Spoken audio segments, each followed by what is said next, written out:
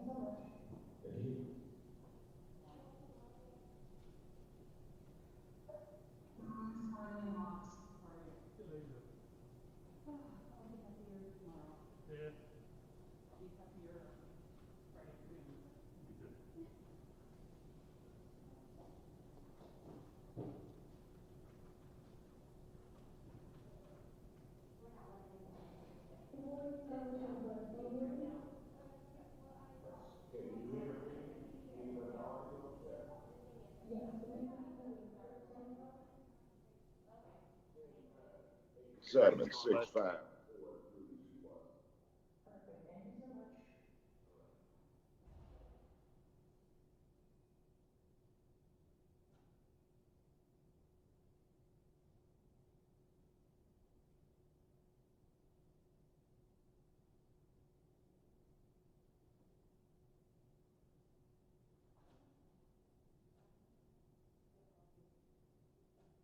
Perfect, thank you so much. Can you please unmute Mark Trudell so I can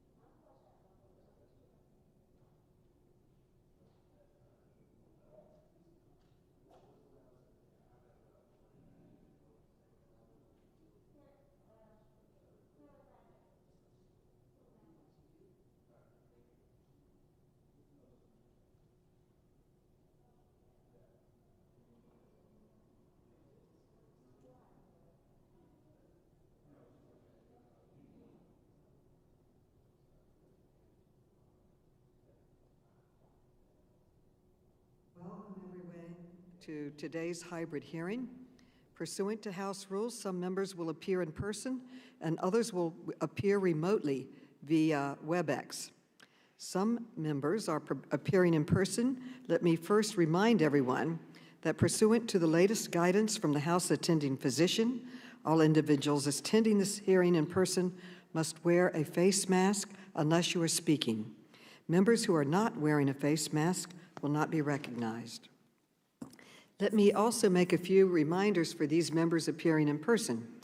You will only see members and witnesses appearing remotely on the monitor in front of you when they are speaking in what is known in WebEx as active speaker view. A timer is visible in the room directly in front of you. For members appearing remotely, I know you are all familiar with WebEx by now, but let me remind you of a few points. First, you will be able to see each person speaking during the hearing, whether they are in person or remote, as long as you have your WebEx set to active speaker view. If you have any questions about this, please contact committee staff. Second, we have a timer that should be visible on your screen when you are in the active speaker with thumbnail view. Third, the House rules require that we see you, so please have your cameras turned on at all times. Fourth, members appearing remotely who are not recognized should remain muted to minimize background noise and feedback. Fifth, I will recognize members verbally, but members retain the right to seek recognition verbally. In regular order, members will be recognized in seniority order for questions. Lastly, if you want to be recognized outside of regular order, you may identify that in several ways. You may use the chat function to send a request. You may send an email to the majority staff, or you may unmute your mic to seek recognition. Obviously, we do not want people talking over each other, so my preference is that members use the chat function or email to facilitate formal verbal recognition. Committee staff will ensure that I am made aware of the request and I will recognize you.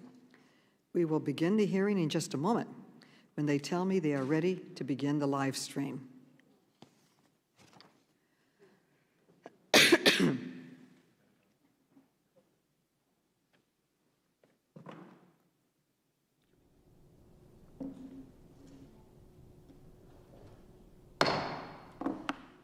The committee will come to order.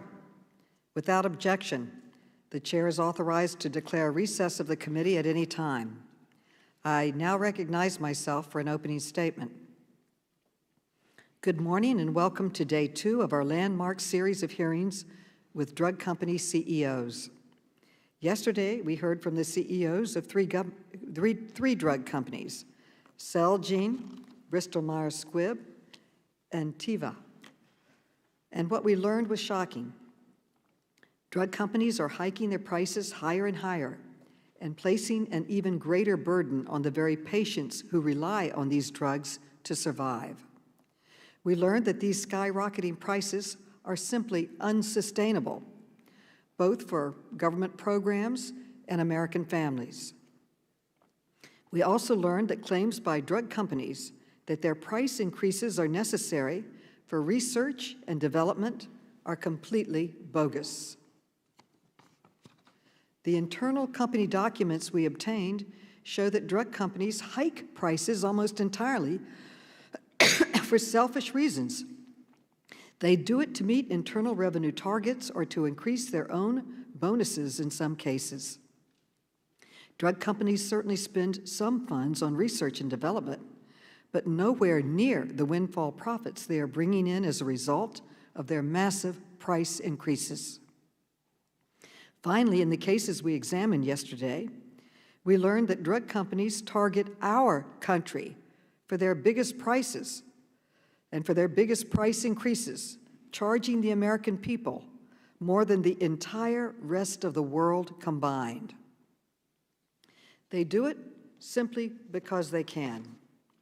Because federal law currently bars our government from negotiating directly with drug companies to lower prices for Medicare.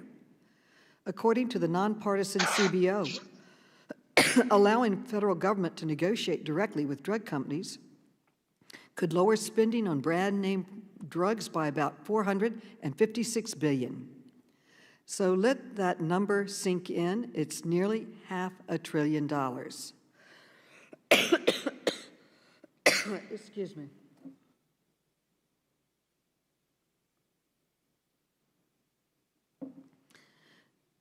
Today is day 2, and we will hear from 3 more executives. We will hear from the CEO of Amgen, which repeatedly raised the prices of 2 drugs, Imbro, which is used to treat rheumatoid arthritis and other painful inflammatory diseases, and Bar, which is used to treat the effects of kidney failure and parathyroid cancer.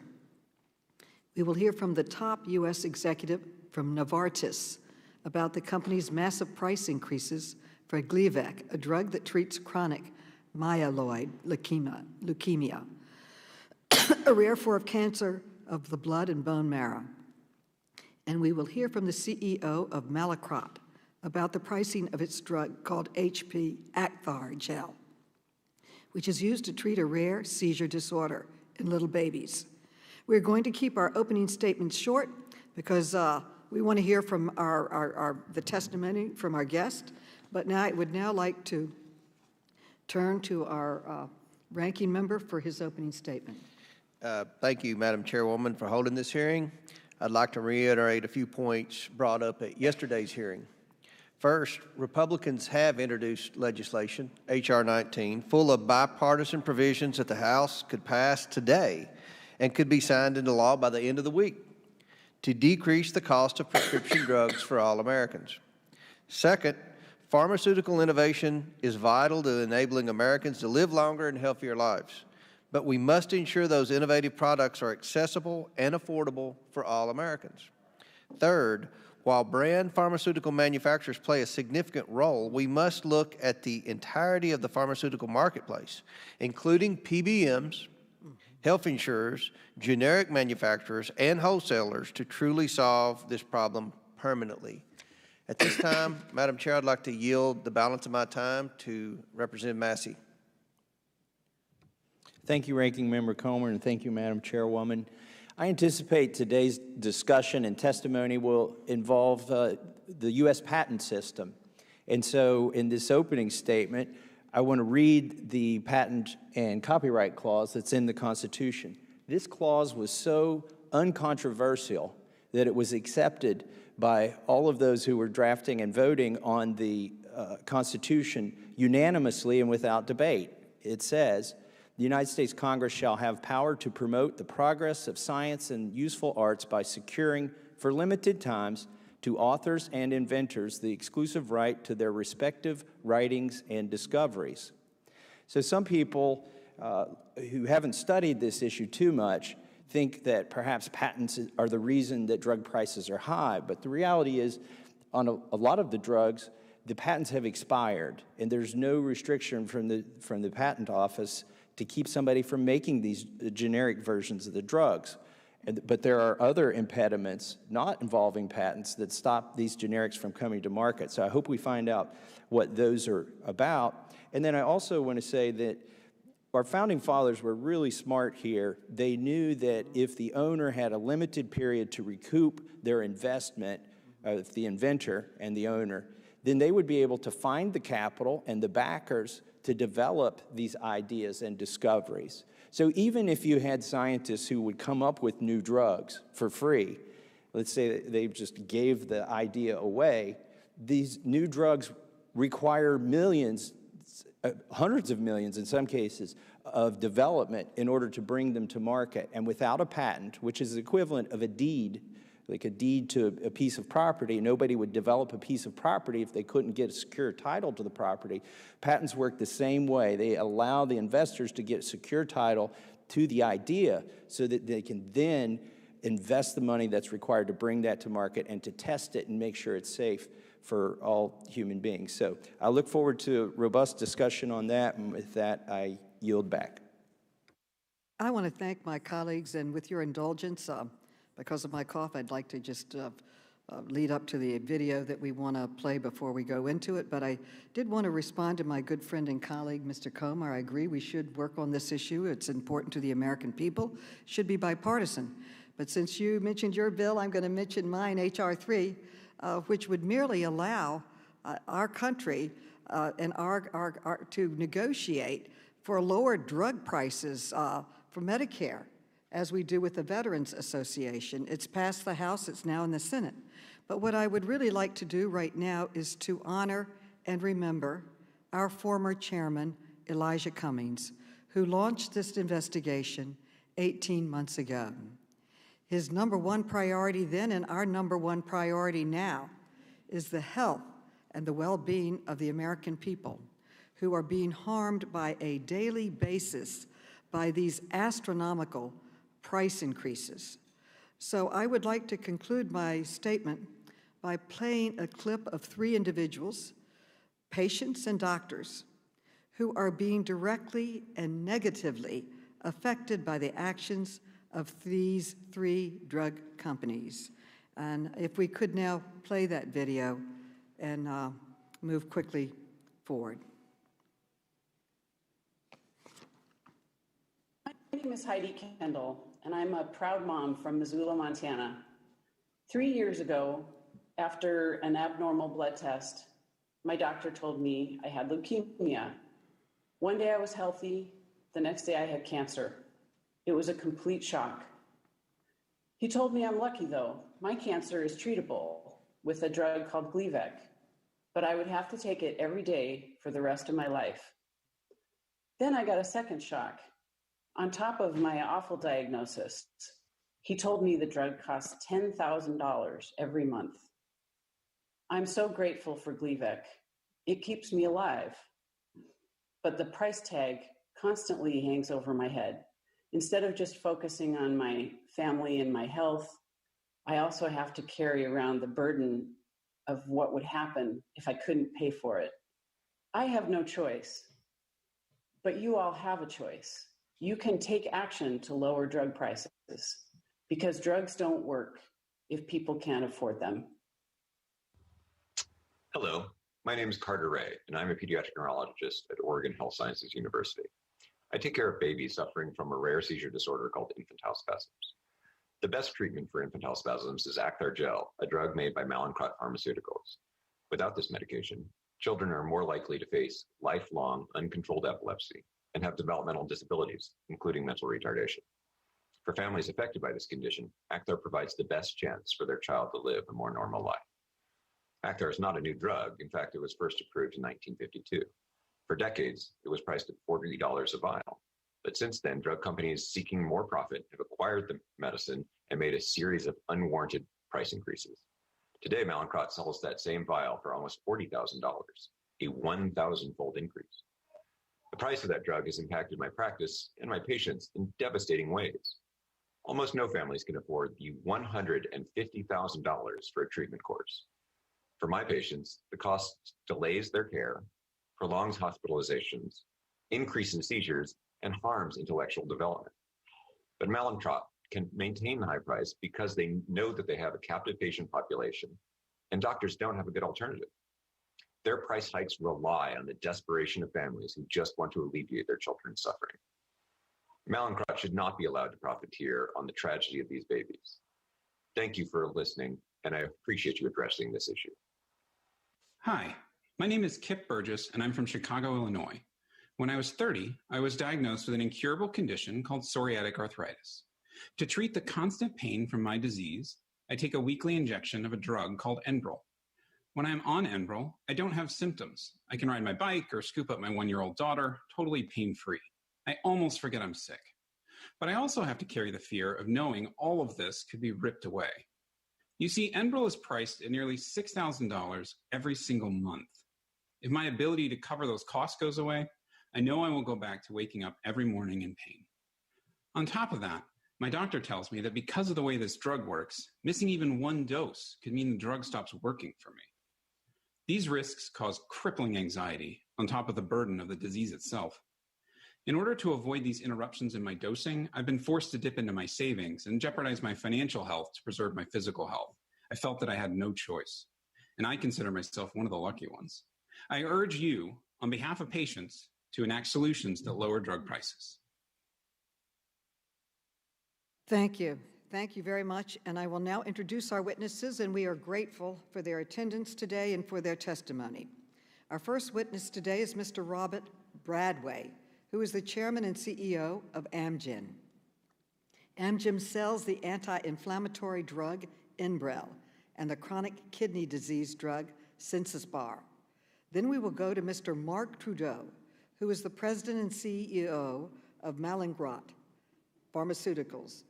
Mallinckrodt sells the anti-immune inflammatory disease drug HP Acthar Gel. Finally, we will hear from Mr. Thomas Kindris, who is the U.S. country president of Novartis. Novartis sells the cancer drug Gleevec. The witnesses will be unmuted so we can swear them in. Please raise your right hands. Do you swear or affirm that the testimony you are about to give is the truth, the whole truth, and nothing but the truth? So help you God. I do. Let the record, thank you. Let the record show that the witnesses answered in the affirmative. Without objection, your written statements will be made part of the record. With that, Mr. Bradway, you are now recognized for your testimony.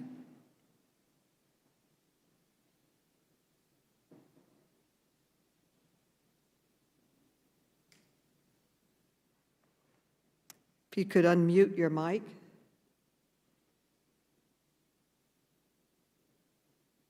Okay, thank you. Good morning, Chairwoman Maloney. Good morning. Ranking Member Comer and other members of this committee. My name is Bob Bradway, and I'm the CEO of Amgen, a leading biotechnology company based in Thousand Oaks, California. Before I begin my formal remarks, I want to acknowledge the work of Elijah Cummings on drug pricing issues as chairman of this committee. I know he is sorely missed by his former colleagues and want to recognize his work dedicated to improving access and affordability for patients. For 40 years, Amgen's unwavering mission has been to serve patients. We do that through innovative medicines and high-quality biosimilars that treat many of the world's most serious and costly illnesses. We're also engaged in the fight to understand, treat, and prevent COVID-19. We employ nearly 14,000 people here in the U.S., where we conduct the vast majority of our cutting-edge research and eco-friendly manufacturing. Amgen is deeply committed to meeting the needs of every patient, every time. Therefore, it's of great concern to us when patients who might benefit from our medicines can't get them. We're committed to responsible pricing. A few recent examples. In 2018, we launched a new migraine prevention treatment called Aimovig at a price that was between 20 and 65% below market expectations. We also made Repatha, a medicine proven to reduce heart attacks and strokes in patients with stubbornly high cholesterol levels, available at a 60% reduced price. This helped lower out-of-pocket costs for patients, especially seniors on Medicare.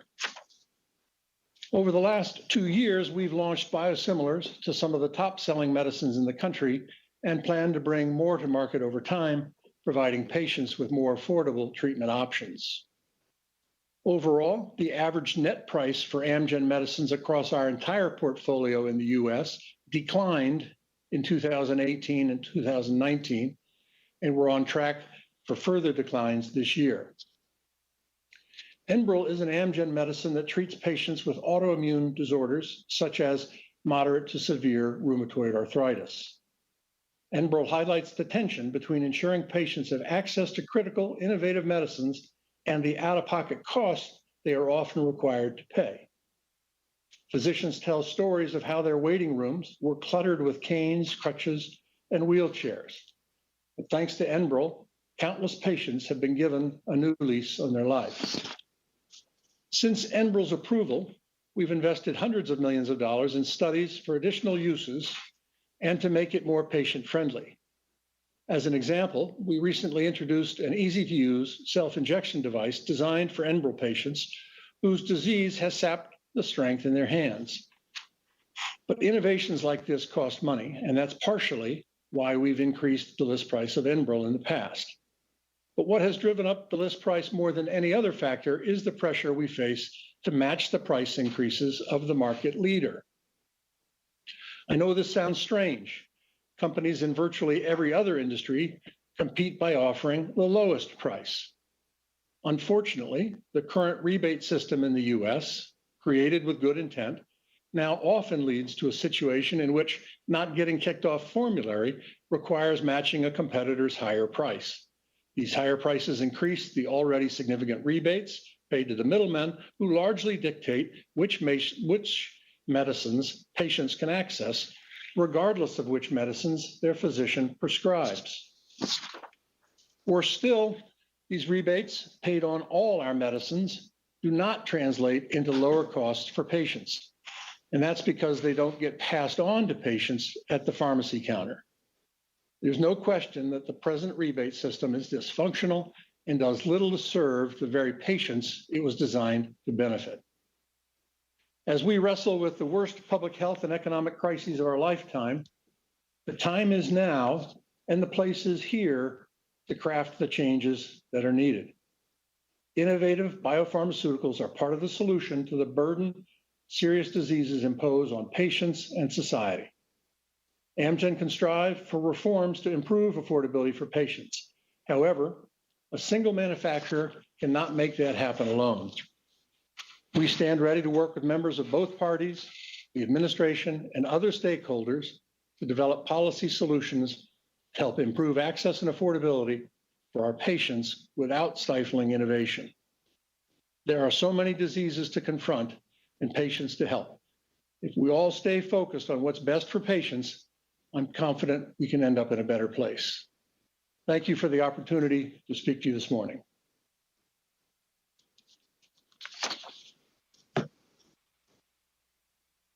Mr. Trudeau, you are now recognized. Chairwoman Maloney, Ranking Member Comer, and members of the committee, thank you for the opportunity to be here today. I started in the pharmaceutical industry as a research and development engineer nearly 40 years ago. Over the course of my career, I've worked on pioneering treatments for several critical diseases, including some of the very first for HIV. The leadership roles that I've had in other regions of the world have allowed me to better understand both the strengths of the U.S. healthcare system and its challenges. I've devoted myself to this industry because, like the nearly 3,300 employees of Mallinckrodt, I know that the therapies that we make improve the lives of patients and their families. This has been a year of unprecedented challenges. When COVID-19 hit, we mobilized to identify therapies to combat the disease. We consulted with the FDA and NIH regarding potential evaluation of INOMAX, our inhaled nitric oxide therapy for the treatment of COVID-19 related respiratory complications, and supported an independent clinical trial being coordinated by Mass General. As of today, nearly 250 hospitals and U.S. health systems have used INOMAX as an experimental treatment for COVID-19 patients. We also secured our supply chain to avoid manufacturing interruptions for the critical medications we make and donated 54,000 pieces of PPE, several ventilators, and more than 16,000 gallons of hand sanitizer manufactured in our Missouri plant. We also engaged with members of Congress and federal agencies like BARDA to discuss leveraging our extensive experience making high-quality U.S.-made generics at our plants in Missouri, New York, Illinois, and North Carolina to bring home the manufacturing of essential medicines and active pharmaceutical ingredients. Today, we are the only American manufacturer of acetaminophen, a key active pharmaceutical ingredient in many medicines, which we proudly make in Illinois and North Carolina. Our resolve to help patients with critical conditions has never been stronger, and we understand and share the American people's concerns over the availability and affordability of prescription drugs. Mallinckrodt is steadfastly committed to knocking down barriers to patient access. That's particularly true with Acthar Gel. Acthar is a complex, injectable biopharmaceutical product FDA approved for 19 serious conditions, including infantile spasms, lupus, multiple sclerosis, nephrotic syndrome, and rheumatoid arthritis. Acthar is life-changing therapy for a small group of patients for whom other treatment options have failed, or patients whose conditions, if left untreated, may lead to physical and developmental impacts requiring lifelong care, causing great financial strain on families and the American healthcare system.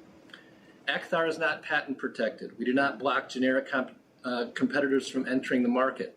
It's our policy to provide reference samples to generic manufacturers upon request, and we've supported legislation like the CREATES Act to ensure appropriate access to those samples.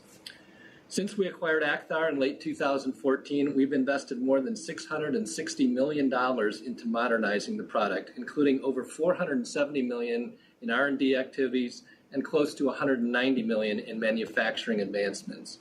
We've initiated 9 clinical trials with targeted combined enrollment of nearly 1,100 patients, a large number given the rare or complex conditions Acthar typically treats. Results from one study of patients with persistently active rheumatoid arthritis showed that treatment with Acthar resulted in low disease activity for an astounding 62% of patients for whom standard treatments did not work. Since we've owned Acthar, the list price has increased on average around 5% annually, not factoring in inflation or significant discounting that we started when we acquired it. In 2 of the last 6 years, we didn't take any price increase, and last year the net price of Acthar went down, as it will again this year. We've also improved the ability of patients with a prescription to obtain Acthar through our robust free drug and commercial copay assistance programs, which lead to many patients paying nothing out of pocket.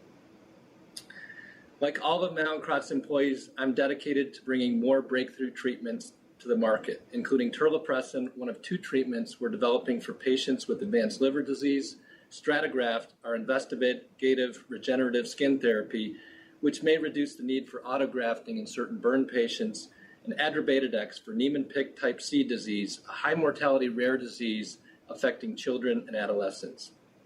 We will not waver in our commitment to serving patients with critical conditions who need better options. Thank you again for the opportunity to be here today. Thank you. Mr. Kindress, you are now recognized.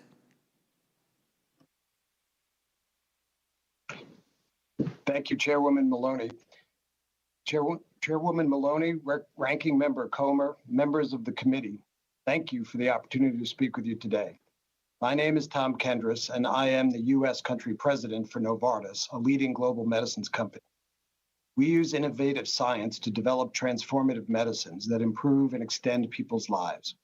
We also develop generics and biosimilars through our Sandoz division, the second largest generics company in the United States. Our medicines reach close to 800 million people every year. Globally, we are over 100,000 people with approximately 15,000 employees in the United States. Our global R&D headquarters is in Cambridge, Massachusetts, and we have several manufacturing sites across the U.S. I've been with Novartis for 25 years, and I still marvel at the passion of our people to tackle the most complex medical challenges. Gleevec was one of the most significant medical advancements in recent history. It revolutionized targeted therapy for cancer. Before Gleevec was introduced in 2001, the 5-year survival rate for a patient with chronic myeloid leukemia was only 30%. Now, the vast majority of CML patients have a normal lifespan. What's more, Novartis continued to study whether the drug could treat other diseases. And today, it is approved for 6 other rare cancers, saving tens of thousands of lives. A more recent example of our transformative treatments is the development of a gene therapy to treat spinal muscular atrophy, a rare genetic neuromuscular disease that affects primarily babies. The treatment is one of the first gene therapies to be approved in the U.S. with a single injection. Some babies who would have otherwise died by the age of 2 or 3 are now going to kindergarten and growing up like other children. In cell therapies, we developed the first CAR T therapy to treat a rare form of pediatric and young adult leukemia. This therapy can bring a patient from the brink of death to remission. The first patient ever to receive this therapy has been cancer-free for 8 years and is now going to high school and leading a normal life. Spending time with this young patient's family is one of the great privileges of my career. Beyond rare diseases and cancers, we are reimagining how innovative medicines might improve public health broadly. particularly in sickle cell anemia, malaria, and cardiovascular disease. I'd like to be clear with the committee, however, that at Novartis, we recognize that these innovations don't matter if patients cannot afford or get access to them. In the US, issues of price and access present systemic challenges that must be addressed together by industry and policymakers. And Novartis is committed to being part of the solution. While CMS predicts national health spending to grow at an average rate of 5.4% through 2028, the average net price of our medicines is expected to decrease by 2.5% in 2020. Value-based pricing is a critical tool in addressing affordability and access. When setting prices, we at Novartis consider multiple factors, including the improvements the medicines offer patients both clinically and in terms of their quality of life, and the benefits that the medicines offer to the healthcare system and to society. The industry should adopt a similar approach, and patients should have access to treatments with low cost sharing to encourage the use of the most cost-effective options available. We also seek to lower costs by developing low-cost biosimilars and generics through our Sandoz division, which brought the first biosimilar to market in the US. And over the past 5 years, Novartis has provided medications at no charge to nearly 300,000 US patients experiencing financial hardship or who have limited or no prescription drug coverage. Eligible patients with commercial insurance often pay less than $30 for a 30-day prescription for the vast majority of Novartis's products. The pharmaceutical industry used to be revered. That trust has eroded, however, and our industry must work to regain it. At Novartis, we understand that this trust is earned not just from bringing breakthrough medicines to patients, but by pricing these medicines responsibly and ensuring broad access. While we live in an incredible era of progress in human health, we will only be successful if we can make both of these goals a reality. At Novartis, we are passionately committed to doing so. Thank you for your time this morning, and I look forward to answering your questions. Thank you. Thank all of you. I now recognize myself for 5 minutes for questions, and I thank Mr. Comer for allowing me to go over a little of my time. I certainly grant the same to him and more to his colleagues on your side of the aisle. Yesterday, we heard the CEOs claim over and over again that they had to raise drug prices to help pay for research and development and promote innovation.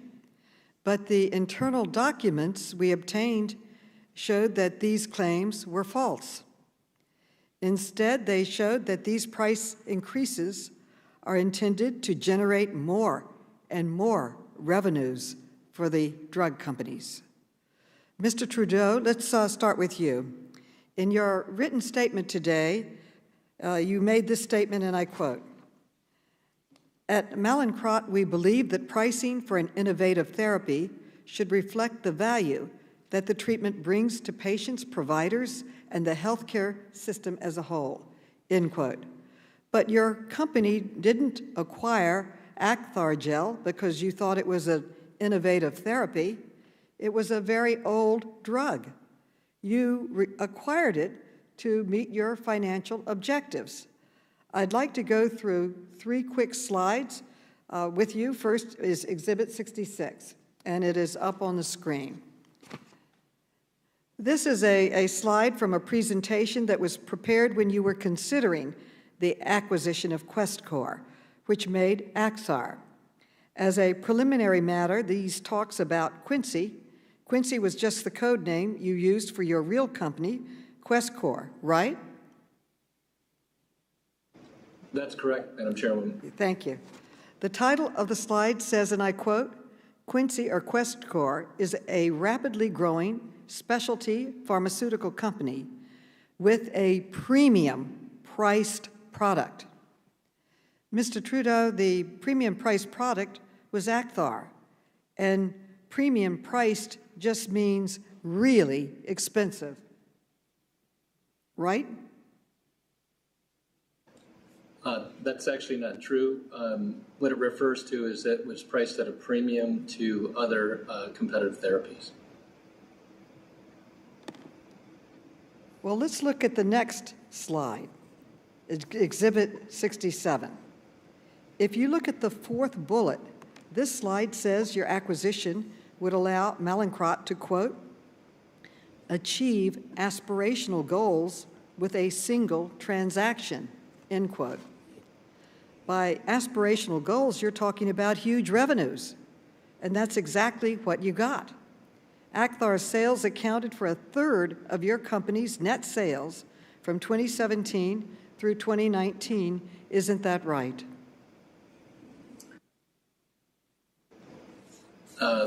The sales are roughly correct, but our aspirational goals were actually to transform the company. Mallinckrodt was originally a generics and imaging company, and we were looking to make a transformation to a company that was focused on research, investment, and the opportunity to address patients with severe and critical conditions who are underserved by current therapies. Well, let's now look at Exhibit 68. Mr. Trudeau, I will just read the headline. It says that your modernization strategy will define the future of Acthar as either a growth asset or a, and I quote, cash cow, end quote. Isn't it true that this is how you really see this drug, not as an innovative therapy, but as a cash cow? No, that's in fact not true. And this document, which I was just recently made aware of, actually was a draft document that was never shown to our board. But that term is typically applied to products for which no investment is likely to be going forward. And in fact, that's exactly the opposite with what we've done with Acthar. We've invested nearly $660 million since we acquired the product in 2014. Pardon me? Okay, a cash cow is a profit-making thing. What is a cash cow? That's what you said. I think the document speaks for itself. Mr. Bradway, may we turn to you? Your company's talking points claim, and I quote, at Amgen, we price our products to reflect the economic value that is delivered to patients, providers, and payers, the unmet medical need, the size of the patient population, the investment and risk undertaken, and the need to fund continued scientific and innovation, end quote. But your internal documents tell a very different story. So let's look first at Exhibit 36. This is a pricing committee presentation from December 2016. In this document, your pricing committee is basing its decision not on innovation or research and development, but on what another company, AbbVie, might do with a similar drug. Isn't that right? Yes, Madam Chairwoman, that's correct. And it's important to note what's happening in this discussion. What this reflects is the nature of the structure of the biopharmaceutical industry through which we compete for formulary position for our medicines with other molecules in the same therapeutic category. So what you're seeing here is a snapshot of the discussion about how we position Enbrel versus other molecules that we compete against in this anti-inflammatory category. Well, this document, it has 3 scenarios for what AbbVie might do, and it plans out what your company will do in response. Mr. Bradway, these pricing executives are not discussing any of the things that you mentioned in your talking points. They're not discussing research and development, unmet needs, investments, risk undertaken, innovation. Instead of competing with other companies to beat their prices, you are all increasing them in lockstep. Isn't that right? That's what the document says, and I think it's scandalous. What you see here is a document that illustrates the competition that exists to keep medicines like Enbrel on formulary.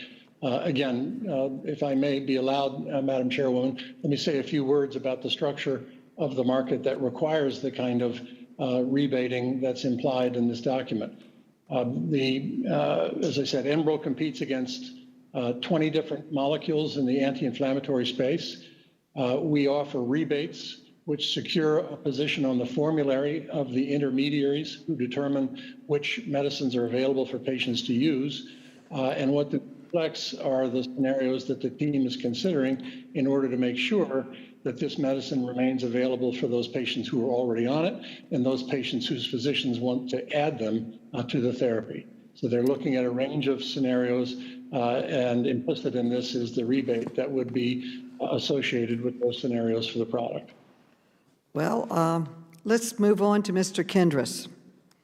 In your written testimony, you say, and I quote, "Given its life-changing attributes, we have committed to making Gleevec accessible to patients who need it," end quote. But one of the documents obtained by the committee shows that executives priced Gleevec as high as possible. And they priced it so high from the documents to meet revenue targets without triggering negative backlash. Let's put this slide on the screen, and this is Exhibit 3.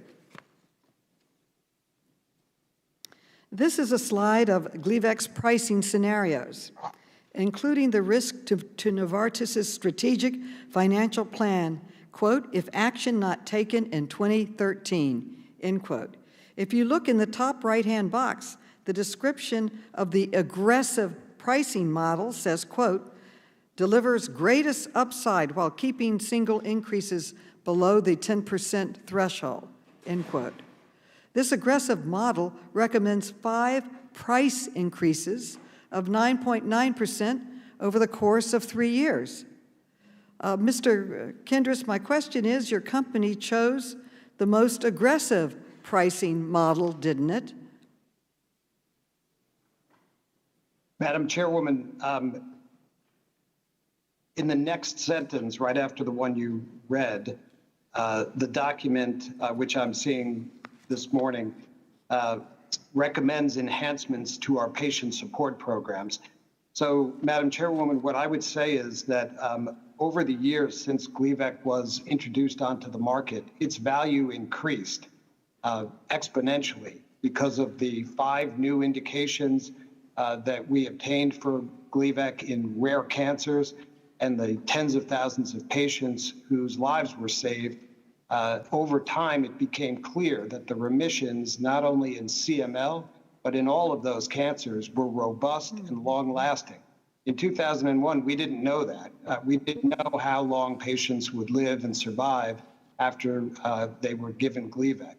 But over time, we found out that they did. And we turned Gleevec we turned cancer, all of these 6 cancers, from a fatal condition first to a chronic condition, and then with a follow-on product, Tasigna, we turned it into a treatment-free remission condition, basically a cure. They don't have to take a pill any longer. So Gleevec was tremendously valuable, and the price increases we took we certainly took them over those years, Madam Chairwoman, but we were always the lowest price product in the class. The product has been generic now since 2015. We haven't taken a price increase since 2015. And today, 55% of what we manufacture of Gleevec is given away to patients who can't afford it and given away for free. Well, the bottom line is that Novartis went with the pricing strategy that would maximize net sales, raising Gleevec's price 5 times in 3 years. The point here is that all the claims by drug companies about why they need to increase prices to pay for research and development and for innovation, they're simply not true. These documents show that they are increasing prices simply to make more money, plain and simple. And that's why we need to finally allow the government to negotiate directly for lower prices like all other countries. Again, these drug companies make more off the United States than all the other countries in the world combined buying their products. There will be further questioning on the rebates and how they are really not working or not getting to people. but I am over my time as I am, and I want to now recognize Mr. Massey for the same amount of time for his questions, and thank you very much for allowing me to go through the slides. Thank you. Thank you, Madam Chairwoman. Mr. Trudeau, you mentioned that Mallinckrodt was a manufacturer of generic drugs, and that was a big part of your market in the beginning. In general, what % of prescriptions in the United States are generics? I believe it's approximately 90% at this point. So 90% of the prescriptions that are written and filled in the United States, roughly, are for generic drugs. I think that's fantastic. But is the cost of generics in the United States significantly higher than in other countries? How do we compare when you go on a generic label? Well, typically the United States generic market has been amongst the most efficient, meaning that prices drop most rapidly in the U.S. So we have a very efficient market. And generic prices typically, in a relatively short amount of time, many times within a year, drop to about 10% of the branded price. So we have a system that works from a generic perspective, certainly relative to other countries. And what are some of the challenges you face when you want to make a generic drug, say after a brand name drug goes off patent? What are some of the hurdles that you have to overcome to get a generic drug to market? Well, the primary thing that you have to do is generate bioequivalence data. So you have to demonstrate that your product is bioequivalent to the branded product. That requires some clinical work. Sometimes it requires other investment, research and development investment. And then, of course, you need to be very efficient from a manufacturing and distribution standpoint because you're competing in a very aggressive competitive marketplace. Is there something that we can do in Congress to make it easier to get to a generic label from a brand name label after a drug goes off the patent? I believe the generic environment today is actually quite good. I think there's been significant improvements on the regulatory side in improving the throughput of generic approvals. I think the statistics show that the FDA has generated significantly more approvals of generic products over the last couple of years. That certainly adds to competition, and that's certainly likely to drive down prices. And in order to produce a generic without infringing on a patent, the patent has to expire, I suppose, but can you also license the patent, or is that not typical in the drug industry? Certainly it could be done, but that's not typical. Mostly generic products enter the market after the expiration of patents. And what is the lifetime of a patent? Well, a patent can vary, but the lifetime is typically going to be on the order of 20 years, but recognize that's from the actual discovery itself, and much of that time frame is actually taken up by research and development. Many times when you launch a branded product, you may only have a couple of years left on the patent because most of that time has been eroded because it's taken time to develop the product. So, typically it's 20 years. It can vary a little bit, but that's typically the time frame. So that's 20 years from when the invention occurs, and like you said, sometimes you're only left with a few years to try and recoup the investment. How many of the drugs that you develop actually result in a profit? Well, that's on the generic side, typically you're likely to be reasonably successful because, again, you're not driving innovation necessarily, but what you're doing is you're driving down costs because you're able to bring competitive products to the market. On the branded side, it's a little bit different. On the branded side, I think the likelihood of success while you're actually driving innovation is dramatically lower. We've heard some statistics, that 1 in 100 or so drugs ever makes it to market. That's probably in the range. It's a high failure, high risk environment when you're developing any kind of new innovation, as we all know. Thank you. I've got a few questions for Mr. Bradway. Mr. Bradway, you talked about the sort of, I don't know if you used the word convoluted, but it seems convoluted to those of us who aren't in the industry and trying to understand the drug pricing schemes and how it involves pharmacy benefit managers and rebates. Can you tell us roughly what % of the money that my constituents spend on drugs or the government spends on drugs for my constituents goes to pharmacy benefit managers, Mr. Bradway?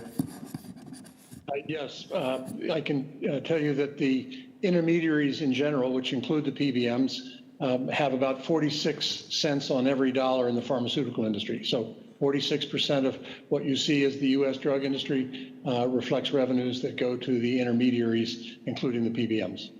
So that's almost half of the drug price that the consumers pay or the government pays goes to an intermediary instead of the drug company?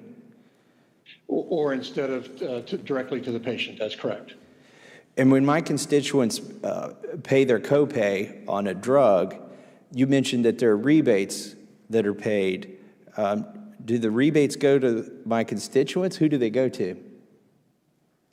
Thank you for raising this question, Congressman. I think this is important for you and your constituents to appreciate. The copay is a function of list price, and the rebates are also a function of list price. So as list price rises, the rebates to the intermediaries rise as well. However, the other consequence of raising list price is that the patient at the pharmacy counter is having to pay a copay off now a higher list price. And the discounts that have been given to the intermediaries are not provided at the pharmacy counter to the patient. So we've wound up with a situation where the intermediaries are getting the rebates and not directly transferring that benefit to the patients. So the intermediaries are seeing their share of the pie increase while asking the patient to reach into their pocket and pay more in the form of copay. Again, that copay is not collected by the innovative industry. That copay is collected by the intermediaries in the system. So the copay, because of the way that the pharmacy benefit managers work and the other intermediaries, the copay that my constituents see, or that check that they have to write out, or sometimes they have to borrow the money for that copay isn't based on the actual price that goes to the drug company or the final price that the drug company receives for that drug. It's not even based on the real price of the drug once you count the rebates. It's based on a higher effective price. Is that correct? That's correct. That's absolutely right. Your constituents are paying a copay, again, which is a fraction of the list price, and the innovative company is receiving what's known as the net price, which is the list price minus the rebate returned to the intermediaries. And in the United States, the estimate of the rebates alone approximately $150 million. But as I said earlier, 46% of the dollar is in the hands of the intermediaries. Madam Chairwoman, do I have time for one more question? Okay. So can you explain to us, Mr. Bradway, what the intent was when we came up with the pharmacy benefit manager system, what the intent was and how it was designed to make drugs more accessible or a lower price, and how that mission has possibly wandered over the years? Sure, Congressman. I perhaps might point out two things. First, the structure of the rebate system that I'm referring to is one that was created by legislation that enables us to interact with the intermediaries in a way that includes paying them rebates in order to secure formulary placement for our medicines. But, again, I don't want to just point the fingers at the PBMs. I think we heard in Mr. Trudeau's testimony one of the useful functions that the PBMs have played in our system through the years, which is helping convert patients to generic drugs when they're available. It's one of the reasons that we have 90% of the prescriptions in the country being written for a generic drug. I think the question, however, is whether they're playing an appropriate role when it comes to innovative, brand-protected innovations and designing formularies that separate the physician and the patient from one another at the pharmacy counter, where patients can't be sure that they're going to be able to walk away from the pharmacy with the medicine that their doctor intended them to have because of the structure of the rebate system that's in place in our industry. It feels like to me, just in closing, we need some kind of truth in pricing here.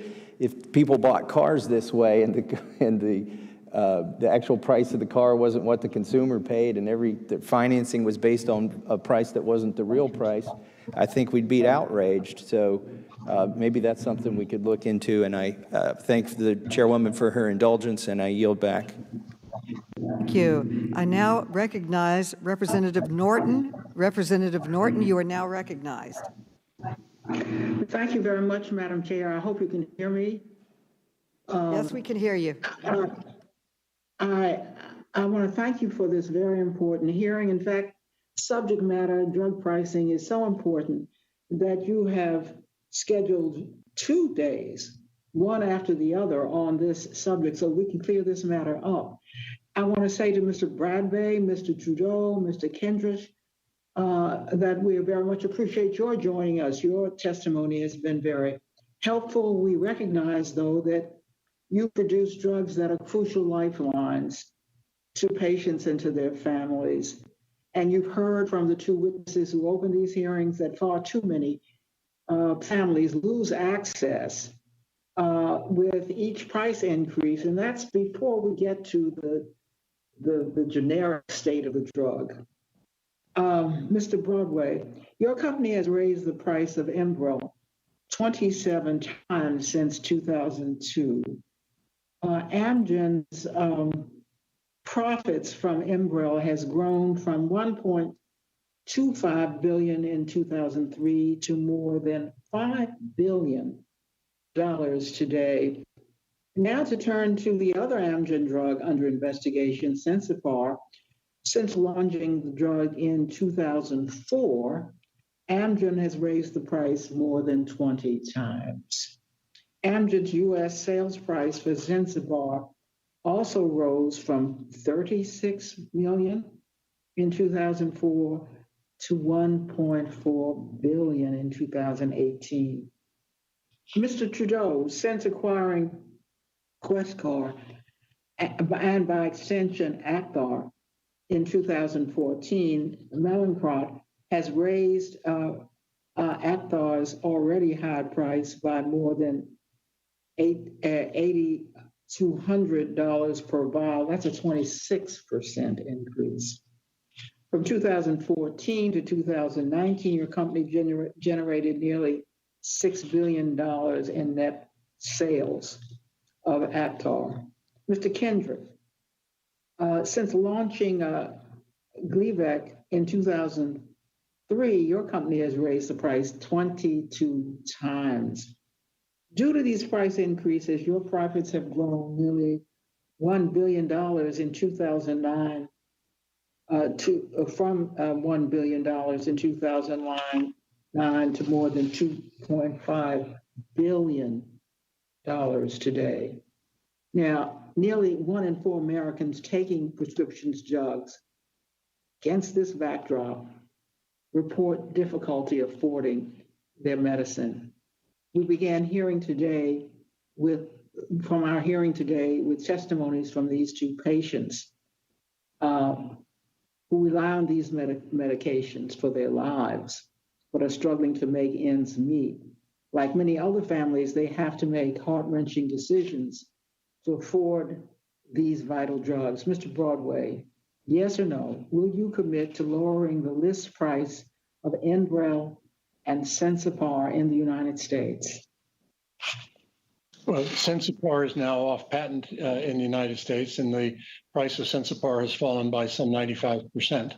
And as I said in my opening remarks, we have lowered our net prices across our portfolio in the U.S. Over the past 2 years, and we're on track to repeat that again in 2020. Mr. Trudeau, a yes or no, and I'm afraid our last Mr. Broadway did not give me a yes or no answer. Will you commit to lowering the list price? And the reason I asked for yes or no is because my time is running out. Will you commit to lowering the list price of Acthar in the United States, yes or no? I will commit to lowering the net price of Acthar in 2020 down to levels that it was in 2015.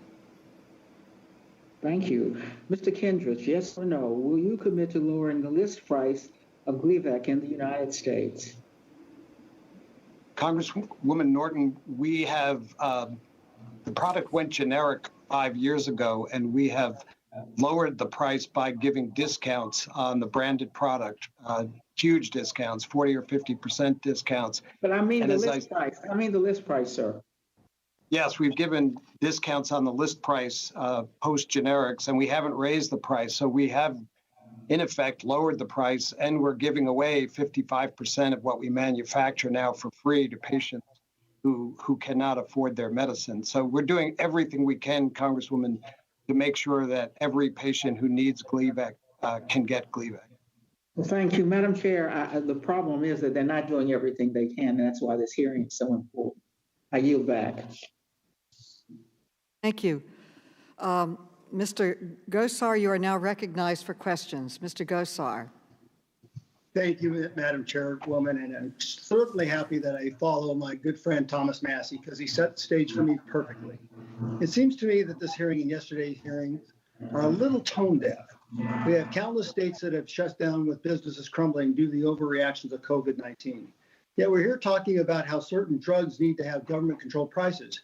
Yet there are millions who are thrust into the unemployment because of these harsh restrictions. And this hearing isn't even focused on the drugs or therapeutics that most people have in their mind, the vaccine to COVID-19. But since we're here, I plan to get a little substance out of this hearing. Today, we have CEOs of some of the biggest pharmaceutical companies here with us. The way that my colleagues on the other side of the aisle view prescriptions, drugs, and their price tags are very top line. They see a drug that helps people, but since it's not cheap, therefore we need the government to negotiate these prices. In typical fashion, you identify the problem properly, but butcher the solution with more government. Ronald Reagan once said, "It isn't the government that's the solution, it's part of the problem." As a doctor in a past life, the first step when diagnosing an ailment is look to the source and keep it as simple as possible.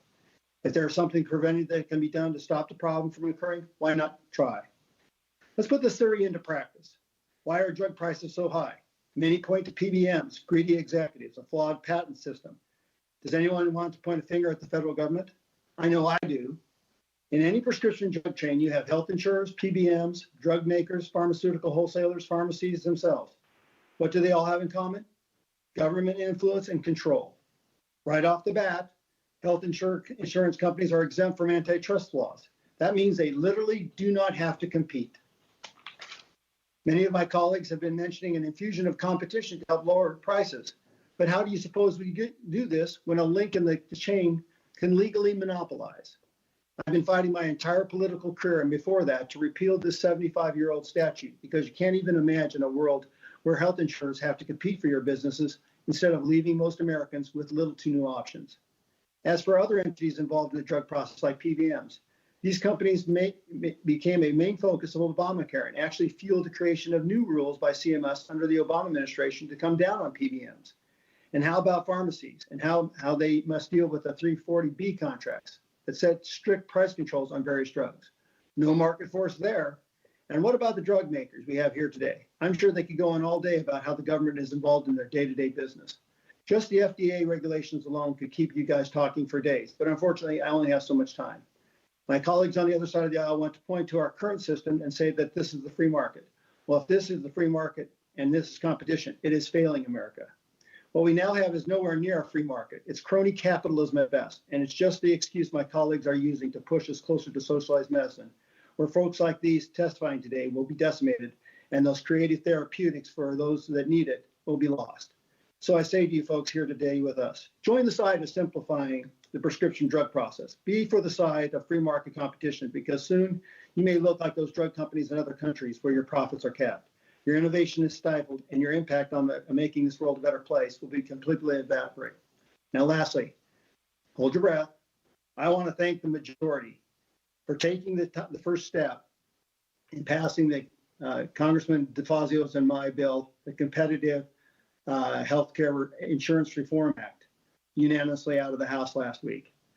This is the first step in which we get creative solutions where it's market-driven. Now let's get the Senate to pass it, and what we see is patients, doctors, and the system all benefiting. Thank you very much, Madam Chairwoman, and I yield back. Thank you very much. Representative Clay, you are now recognized for questions. Thank Thank you so much, Madam Chair. And let me also thank you for mentioning our late colleague, Elijah Cummings. We knew that this was one of his signature issues, and thank you for keeping his memory alive and keeping this effort. Let me start off by thanking all three witnesses for being here. And let me say hello to a former constituent, Mark Trudeau, who has headed up Mallinckrodt, which has been a part of the St. Louis community for almost 150 years. And Mr. Trudeau, let me start with, part of the concern about Acthar is that it's a pretty old drug with a relatively high price, and yet you've said Mallinckrodt is modernizing it. I think you said you have invested more than $600 million in it. Tell us why it is important to modernize this drug, and aren't there other more modern therapies that can take the place of Acthar? Thank you for the question, Congressman Clay, and good to see you as well. So, like many opportunities, there are old drugs that have been repurposed for new indications and new purposes. For example, looking at some of the antivirals that are being developed to treat COVID-19, for example. In the case of Acthar, we believe that it's quite important to create new information and new evidence, things that have led actually to change our label to provide patients and prescribers, as well as those responsible for reimbursement, the appropriate scientific-based information to make good economic and clinical decisions for their patients. We are most focused on doing the best that we can for patients that are suffering from severe and critical illnesses who have relatively few options, and Acthar can make a difference in the lives of those patients. And, I believe in the importance of medical innovation, and you have indicated that R&D is a major focus of your company and implied that Acthar is funding part of that R&D. How much does Mallinckrodt invest in R&D annually, and does your pipeline offer any promising options for patients? We invest approximately $350 million a year in research and development, which is a large number for a company of our size. We believe that our pipeline is very promising, and we've specifically focused on these underserved patients with severe and critical conditions that have relatively few options.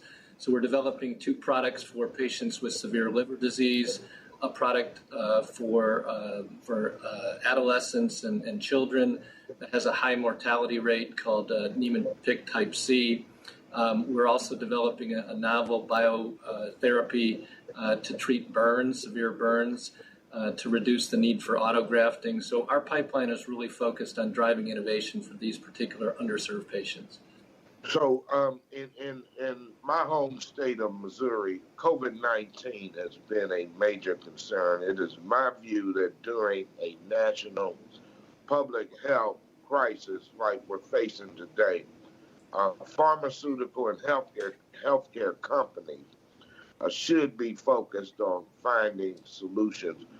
Perhaps all 3 witnesses can tell us what your companies are doing in response to this national pandemic. And Mr. Bradway, we can start with you.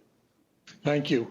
We're very active in addressing the pandemic. I share your belief that all of the innovative biopharmaceutical industry needs to be working together to find ways to develop vaccines, to develop therapies that can help prevent the infection from becoming serious, can help develop therapies to prevent the immune overreaction, which we see for many who are infected with the virus, and to be finding other ways to try to diminish the burden of this disease on our society. but I'm impressed by the speed and scale of the efforts underway, both at our company and across the industry, and I'm optimistic that we'll have solutions. Thank you. Madam Chair, can the other witnesses respond, or is my time expired? Time has expired, but the witnesses may respond. Thank you. Madam Chairwoman, I'm happy to comment on that. We agree with the Congressman that it's very important that we do everything that we can to combat this challenging health crisis that we have created by COVID-19. We've done at least 4 things. One is that we've invested and partnered on clinical trials around one of our innovative therapies called Inamax that can potentially help with patients that are ventilated as a result of COVID-19. It's being used at physician discretion today as an experimental therapy in over 250 hospitals. We've donated PPE, ventilators, hand sanitizer around the country. And we've also made available some of our healthcare professionals at company cost to be treating patients on the front line. We believe it's that important to do everything that we can to combat this challenge. Thank you. Mr. Palmer, you are now recognized for questions. Thank you, Madam Chairman. I'd like to start off by saying that obviously we're all interested in lowering drug prices, but at the same time, we don't want to overreach and implement policies that stifle research and innovation that has literally brought us life-saving miracle drugs. In fact, we want to encourage the discovery of new drugs, but at the same time, discovering these new drugs doesn't do a lot of good if people who need the drugs can't afford them. So I want to follow up on Mr. Massey's points on patents, and I brought this up yesterday. I support extending the length of patents if an extension will lower drug prices. And what I'd like to know from each of you, and if you can answer concisely so that I can get in a couple other things, I'd appreciate it. Would extending the patent protections reduce drug prices? And we'll start with Mr. Trudeau. I believe that anything that we can do to incent innovation and extending patent life could be one of those things. Is likely to give the healthcare system an opportunity to get drugs to patients more efficiently, more effectively, and potentially at lower prices. And Mr. Kendriss and Mr. Bradway, if you agree with that, or do you have anything to add to that? I want to ask a couple of other questions. We think innovative biopharmaceuticals are an important way to control healthcare costs. We advocate for maintaining the 12 years of data exclusivity, in particular for biologic drugs. So we think that's an appropriate standard. And we see innovation as a way to bring down healthcare costs overall in the United States. Okay. Congressman Palmer, I would agree with what the other 2 witnesses just said, and would say that patents are essential to incentivize innovative companies to invest in high-risk research, and the patent system as it stands right now does that, and we support it. See, the reason I think Mr. Massey and I both are asking these questions is because it should be obvious to everyone that a drug company needs to be able to recover their cost. And my understanding of the private drug research industry is that it has led the way in the development of some incredible drugs, but there's also a number of drugs that never made it to market, and you have to deal with that stranded cost that goes into your decisions on pricing of other drugs. So my question would be, what would happen if the development of drugs to the development of these life-changing, life-saving drugs, if companies couldn't recover their cost? That should be a fairly simple question to answer. Mr. Trudeau. Again, I believe I believe my colleagues have agreed with this as well. Incentives are important if you're undertaking innovation, which inherently has risk. And so any additional incentives that can be provided to provide the potential to reduce that risk or increase the reward certainly are likely to lead to even more innovation, more inventions, and in the case of drugs, probably more potential cures or treatments down the line. I would, if you guys have some ideas on incentives, whether it's write-offs or losses or other incentives that the government could provide, I'd like for you to provide that to me and to this committee in writing. But I do want to go back to something else that was discussed earlier, and that's the issue of rebates. And some of the information that I've gathered over the years, and this is not the first time I've looked at this, I started looking at this my first term in Congress, seems that there's some substantial abuse in the rebates and how this is handled. And that might be an example of something that the federal government thought was a good idea at the time that is not working out quite so well. That said, I would appreciate getting some feedback from each of you on incentives that you think would help the companies bring these prices down, yet not compromise in any way the ability of companies to develop these drugs that like I say, that are not only life-saving but life-improving. Madam Chairman, I yield back. Thank you. I now recognize Mr. Ruda. You are now recognized for questions. Thank you, Madam Chairwoman. First, I'd like to recognize the critical importance of the drugs that all of your companies manufacture to the health and well-being of many Americans. The essential nature of the prescription drugs and treatments you manufacture make it all the more vital for us to ensure the continued availability and affordability for all. Mr. Trudeau, Mallinckrodt drug, Actar, has proven effective and received FDA approval for treatment of numerous conditions that you outlined in your testimony. I apologize, the mic was not on. Thank you, Madam Chairwoman. First, I'd like to recognize the critical importance of the drugs that all of your companies manufacture to the health and well-being of many Americans. The essential nature of the prescription drugs and treatments you manufacture make it all the more vital for us to ensure their continued availability and affordability for all. Mr. Trudeau, Mallinckrodt drug, Actar, has proven effective and received FDA approval for numerous conditions that you outlined in your opening testimony.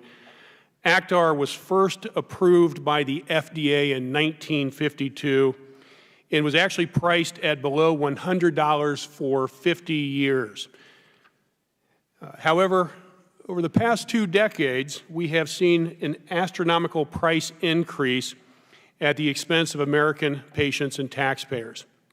In 2001, Questcor, now a subsidiary of Mallinckrodt, acquired the rights to Actar for $100,000 when the price per vial was still at or below $100. A vial just like this for $100 just 20 years ago. Almost immediately, the price of the drug started to increase. And then in August 2007, the price skyrocketed from $1,600 a vial to $23,000 per vial, literally overnight. When Mallinckrodt acquired Questcor in 2014 for $5.6 billion, the price of a vial already exceeded $30,000. So today, that same vial from 50 years ago that cost only $100 now cost $39,000, a 40,000% increase. Let me repeat, a 40,000% increase from this to this in a matter of 2 decades. It's clear American taxpayers are increasingly footing the bill for this drug. While the number of Medicare Part D beneficiaries receiving Actar increased by around 25% from 2013 to 2018, the cost to the federal government nearly tripled over that same time. Mr. Trudeau, do you know how much your company has collected from Medicare Part D in recent years? I don't know the exact amount. Certainly it's been many millions of dollars. It has. It's actually been approximately $2.5 billion between 2015 and 2018. Mr. Trudeau, when Mallinckrodt acquired Actar, how much of Actar's sales came from Medicare? At the time of acquisition, the Medicare sales were approximately 25 to 30%. That's correct, and that number has grown quickly. Do you know what percent is Medicare sales now? I do. It's approximately 55%. That's what the committee's information shows as well. We've gone from 25% to actually more than 60% of Mallinckrodt's net sales are from Actar. So not only is Medicare your largest purchaser, but internal data obtained by the committee shows that you also charge Medicare more than any other payer. Medicare's average net price per vial, right here, is more than $4,300 more than what commercial payers pay. Do you know how much the federal government would have saved if Medicare had received the same discount as commercial payers between 2015 and 2018? I don't know the exact amount, but the number would have been significant. And in fact, Actar is not on Medicare formularies, which actually prevents access to Medicare patients who could actually benefit from the drug. We would be very happy to consider similar discounts in Medicare if we had formulary positions and could get the same access that we get with commercial payers. That would be helpful, and I'm sure the American taxpayer would like to see it, since the committee's estimate is that it would save American taxpayers $150 million a year. Unfortunately, Mallinckrodt's 2013 tax inversion to Ireland has also burned American taxpayers. Is it safe to say you moved your headquarters over there to dodge corporate taxes here in the United States by having a lower corporate tax rate in Ireland? No, that's in fact completely untrue. We spun out from a parent company that was Irish, and so the spun company Mallinckrodt became Irish as well.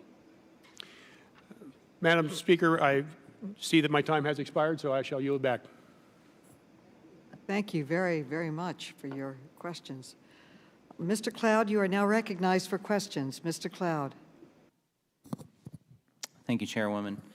It seems to me that oftentimes in Congress we go about trying to fix a problem before really stopping to ask what is broken about it. And, you know, we're talking about drug pricing, which we all agree we want to fix. It's definitely out of control.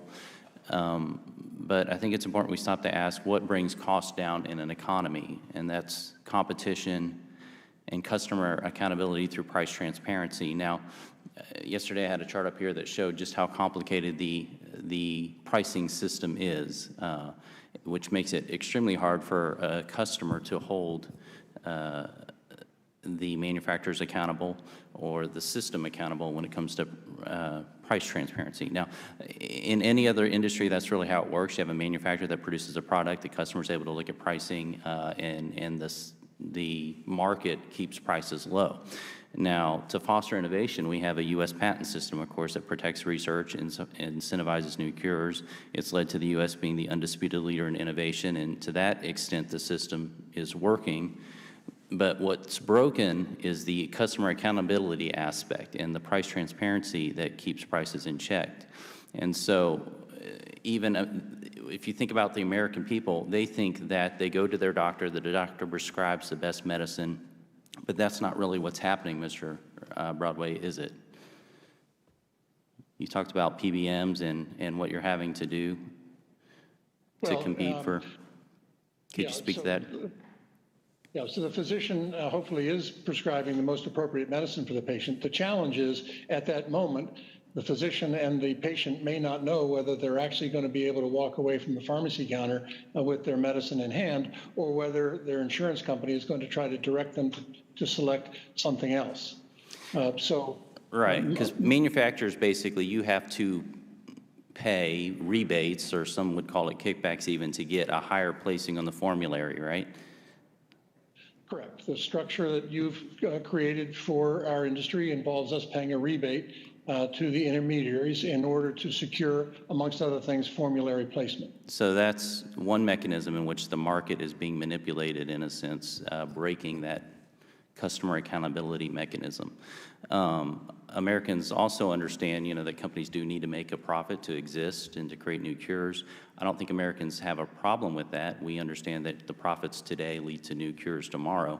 What they do have a problem with is abuse of the patent system, namely product hopping, adding on patents to extend introduction of generics, patent evergreening, small changes to dosages, and such that have little change, but you gain an extension to your patent, and then pay for delay. And these are issues, I think, that manufacturers do have to take seriously. Now, while I wish we had PBMs and pharmacies here, and I would encourage the chair and the committee to consider that if we're going to have a real discussion on pricing, we need to have all the players here because the system is complex and it's broken in a number of different areas. But my understanding is that Amgen has, you talked about Sensipar, and you mentioned that the patent time has expired on that.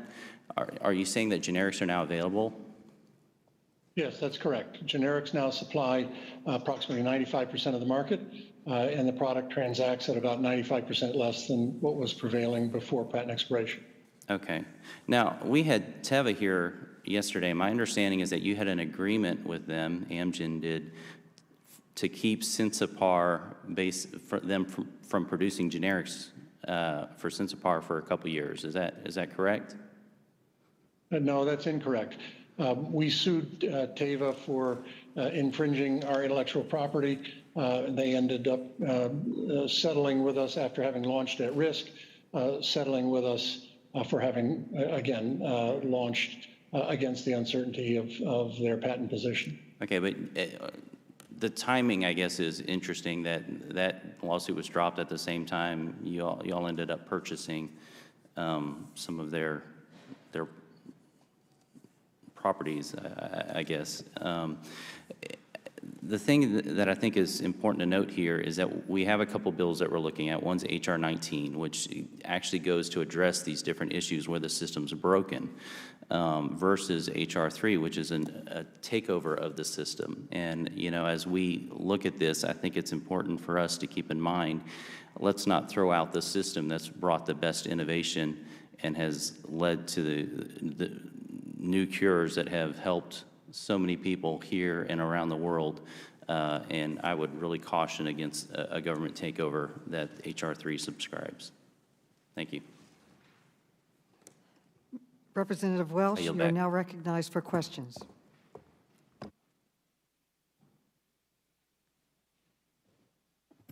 Thank you very much. Mr. Palmer said it well, that these drugs are tremendous health benefit, extending lives and alleviating pain, but if we can't afford it, it does no one any good. And the question here is about the pricing practices of big pharma and how that is putting the cost of healthcare out of reach for individuals, for taxpayers, and for employers who are trying to provide healthcare for their employees. I want to ask Mr. Bradway about the pricing strategy for a few of his drugs. What I understand, Mr. Bradway, was Imbra was originally approved by the FDA in 1998 for rheumatoid arthritis, and Amgen acquired the rights to sell Imbra in 2002. Is that correct?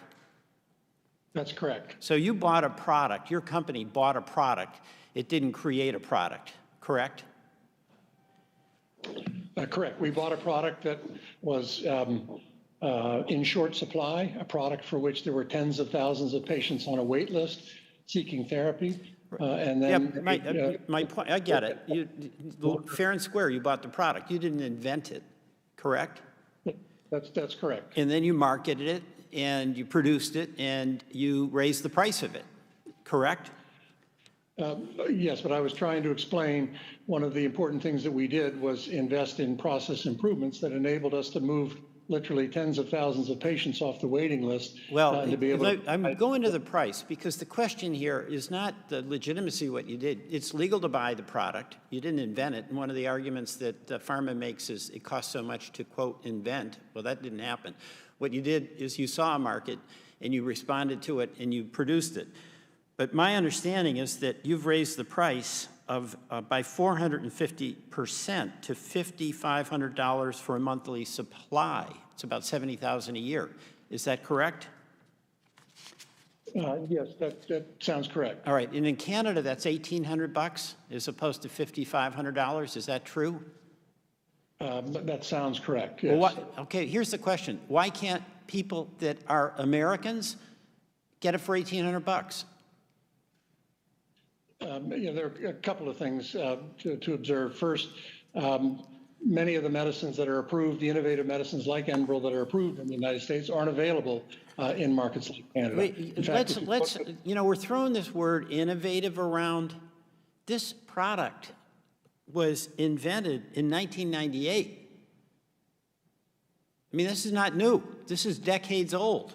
So my question is, why can't an American get the Canadian price? Yeah, this is a product that we have continued to invest in. The product that patients use today is not the product that was used in 1998. So so a Canadian can buy this for $1,800, but you won't give the benefit of that price to the United States of America and our citizens. Yeah, the product that was used today is not the product well, let me ask you this: how did when there's a lot of evidence in the record now that when your company and other pharmaceutical companies are making the decision on pricing, they have to meet revenue targets. You've got shareholders to take care of, and you've got executive compensation to be mindful of, correct? I don't think of it in that way, no. You don't think of it, but you get the benefit of it, right? I mean, there's payouts of $100 million to executives, and it's really heartbreaking for a lot of folks who can't figure out how in the world they're going to get the medication for a person in their family that they love.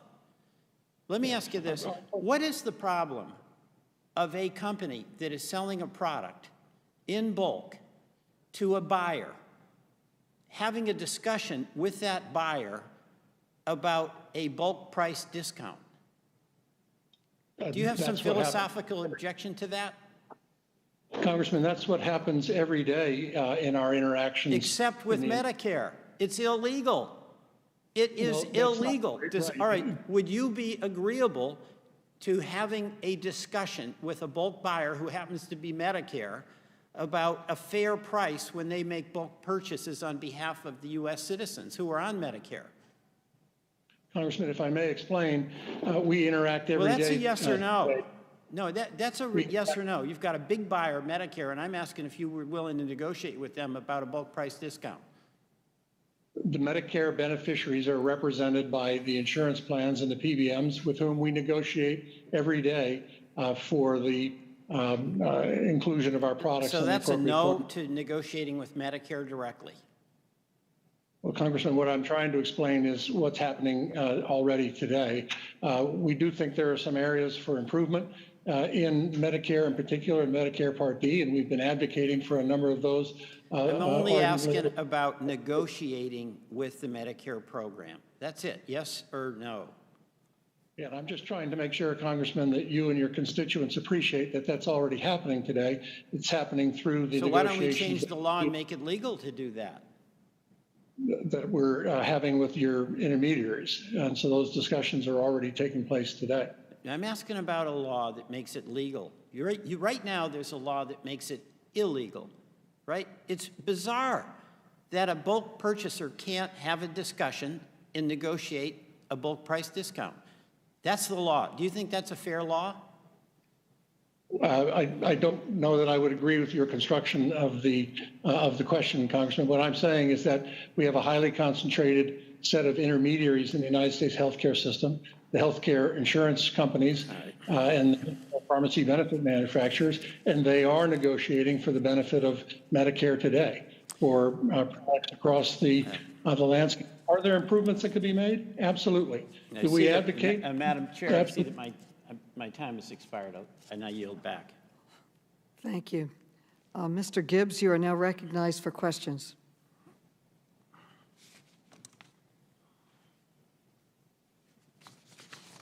You hear me now, right? Yeah. Okay, we can hear you. Okay, thank you, Madam Chair. First of all, I want to thank for the hearing.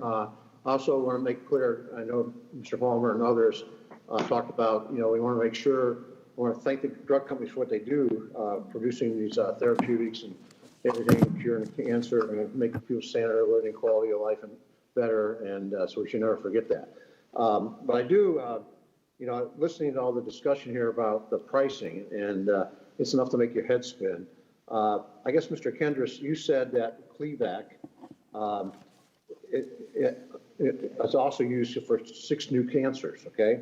Now, has that price come down? But I think it hasn't come down, has it? Or what's the status of that, Mr. Kendris? No, Congressman. We did raise the price over the years. I'm sorry.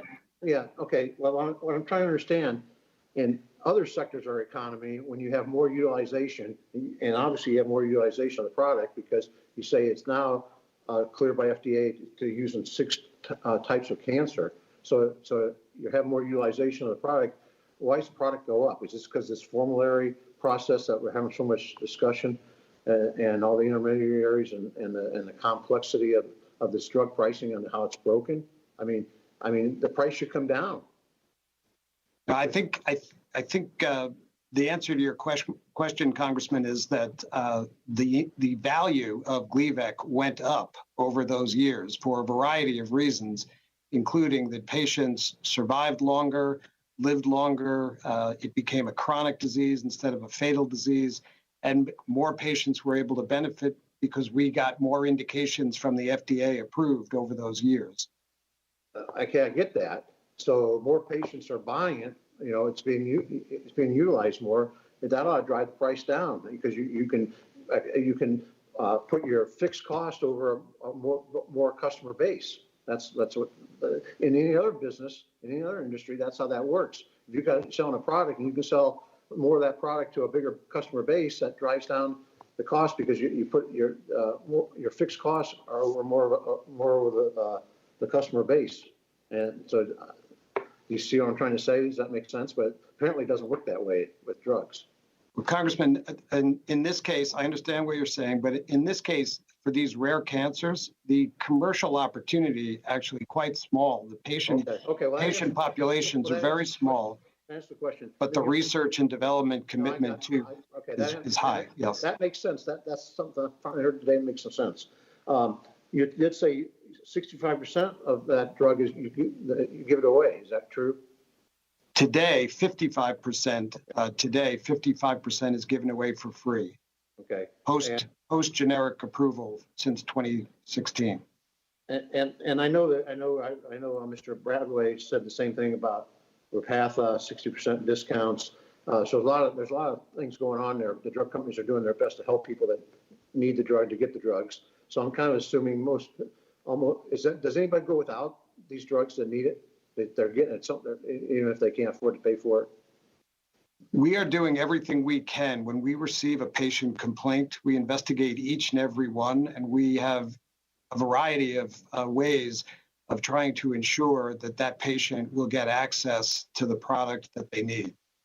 And then that other area I think where I see where this structure is broken is when you talk about 46% of the cost is going to the intermediaries or PBMs, and that seems like a problem. And then I think you made the comment, or one of the witnesses talked about the generics, and you go to the drugstore, the patient, make sure they get the right generic, and the intermediaries doing that with the health insurer and everything. I always thought that's where the pharmacist fits in. The pharmacist, what role do they have now? Are they getting kind of pushed out from the intermediaries, or how's that function? Well, certainly the pharmacist at the drugstore is not responsible for the fact that the discounts that the manufacturers are giving to middlemen and intermediaries are not being passed on to the patient. That's not the responsibility of the pharmacist. No, I at the understand drug. that, but the pharmacist, if they say you get another drug, a generic alternative, and you said you're negotiating with the intermediaries, the PBMs, where's the pharmacist fit into that discussion? That the patient gets to make sure the patient does get the right drug if it's a generic equivalent. I think the negotiation that you're referring to does not include the pharmacist in that case. We're negotiating with the intermediary, with the middlemen, a contract, and that's how we sell it to the middlemen. I'm out of time. I just want to follow up on that. Do you think we should really be looking into the role of the intermediaries in that and how it affects for the patient and the doctor and the pharmacist getting their, make sure they get the right drug, the right generic drug, and there's a generic alternative, and the gentleman's time has expired, but the witness may answer the question. I do, Congressman. I think that we should do everything we can to make sure that the discounts are passed along to patients. Thank you, Madam Chair. Mr. Sarbanes, you are now recognized. Thank you, Madam Chair. Can you hear me okay? Yes, we can. Appreciate the hearing as a continuation of yesterday, and I want to thank the witnesses for being here. I've heard a lot of you say that, things are off patent now, the pricing over the last 2 years has gone down, et cetera.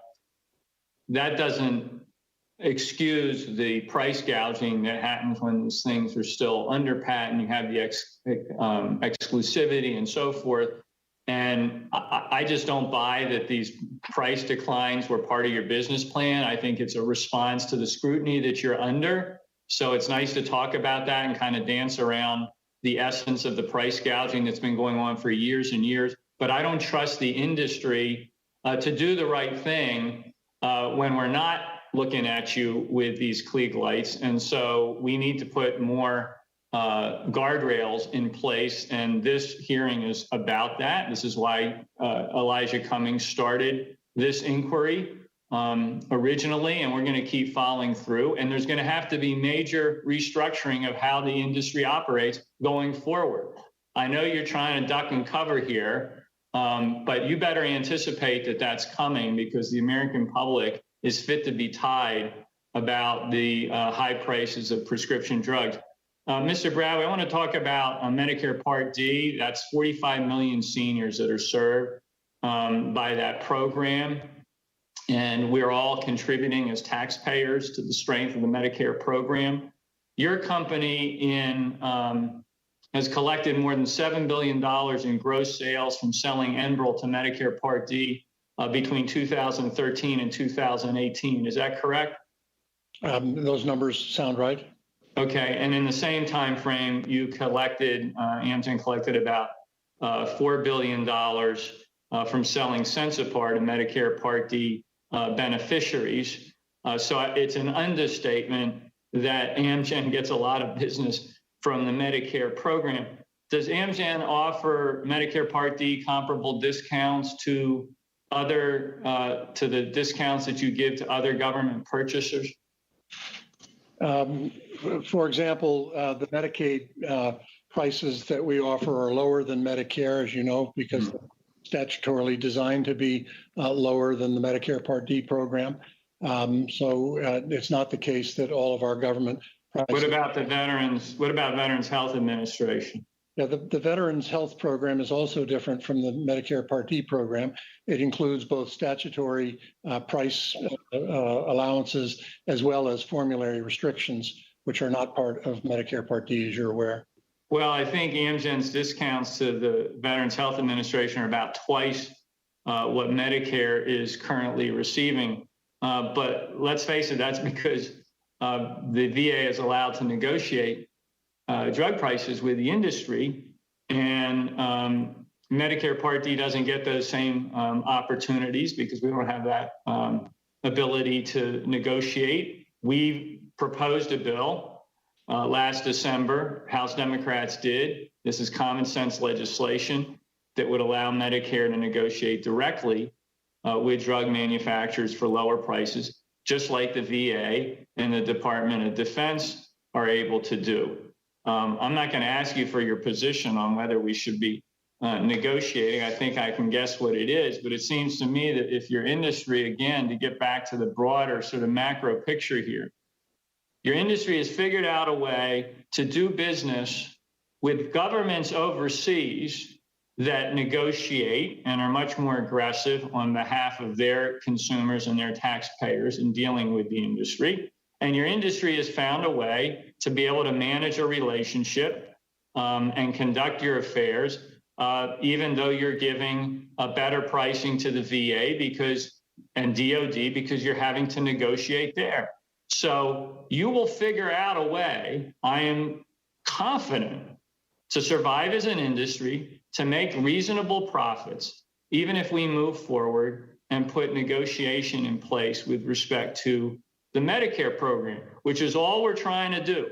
And Mitch McConnell and the Senate Republicans have stood in the way of this. They blocked the door to better opportunity for consumers and patients for years now, but we're not giving up. We're going to keep the heat on. We're going to keep pushing, and we're going to do it because every day we have constituents coming up to us, scratching their head, looking at us in disbelief and saying, why is it in a free market economy of the United States of America, you can't negotiate on behalf of 45 million Medicare beneficiaries for better drug prices? We're going to keep pushing on that because it's the only thing that makes sense. And with that, I'll yield back, Madam Chair. Thank you. The gentleman's time has expired. Mr. Higgins, you are now recognized. Thank you, Madam Chair, and I appreciate the continuation of this hearing from yesterday. This is incredibly important subject matter, and I'm finding that the arguments from both sides of the aisle are quite similar. Mr. Broadway, I'm going to address my questions to you, sir. Respectfully, I understand business across the United States have costs associated with opening their doors to the public. And in order to stay in business, you have to be able to cover those costs. We know the high costs associated with developing new drugs and procedures. Please clarify the importance of ensuring that companies can recoup development costs and what would be the result of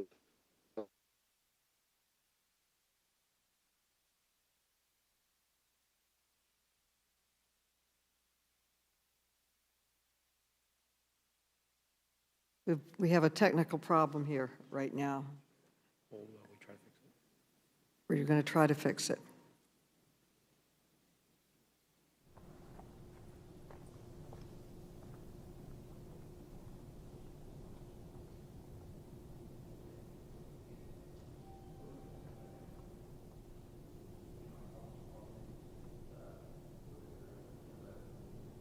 At this time. There he's back. Mr. Higgins, we lost you for a while. Okay. Yes, ma'am. I have no receiving signal at this time. If we're back on, I don't know if my question was received by Mr. Broadway. I'm afraid I didn't hear the full question, so if you wouldn't mind repeating it, I'll then do my best to answer for you. Yeah, basically, sir, let me just quantify quickly in the interest of time. I have a couple of hard questions for you, so I'm going to begin with a soft one. We recognize it costs a lot of money to develop a new drug. We get that. We understand the basic business principles of recouping initial investment costs. What is the importance of maintaining that formula, and what would happen to the development of new drugs if there were legislative action out of Congress that would restrict research and development of new pharmaceuticals and restrict companies investing in that research from recouping their initial costs? What would happen to the development of new pharmaceuticals? Well, I don't think we would see innovative new drugs being developed for diseases like Alzheimer's or the many forms of cancers that remain not cured today, or autoimmune disorders. And if I may, Congressman. I want you to know we all get that. We understand. We understand that there are legitimate expenses for the development of new 21st century, high-tech, very effective pharmaceuticals. We understand that there's investments in many formulas that never make it to market, and that becomes part of the expense that needs to be recouped. We get that on both sides of the aisle. I'm hearing the same argument, but I must say that I concur with many of my colleagues across the aisle here.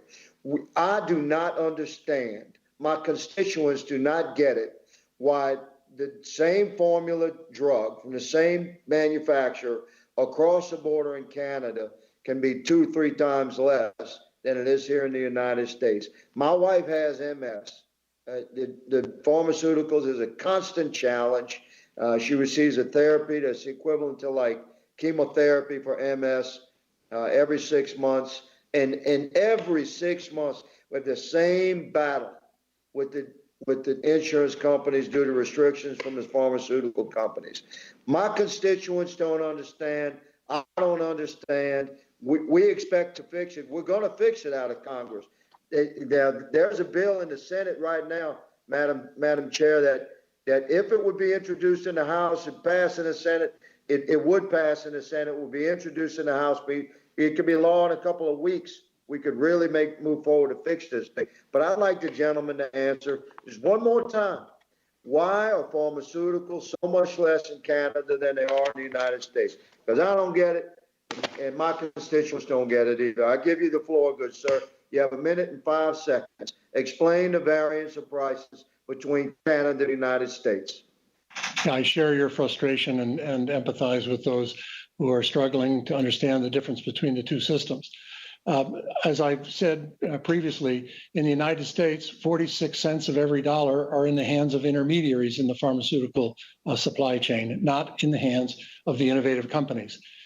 In Canada, that is not the case. Canada does not have 46 cents of every dollar. Does your company not get to spend the Canadian earnings? I'm trying to get to keep that money. No, of course we do. I'm just trying to point out.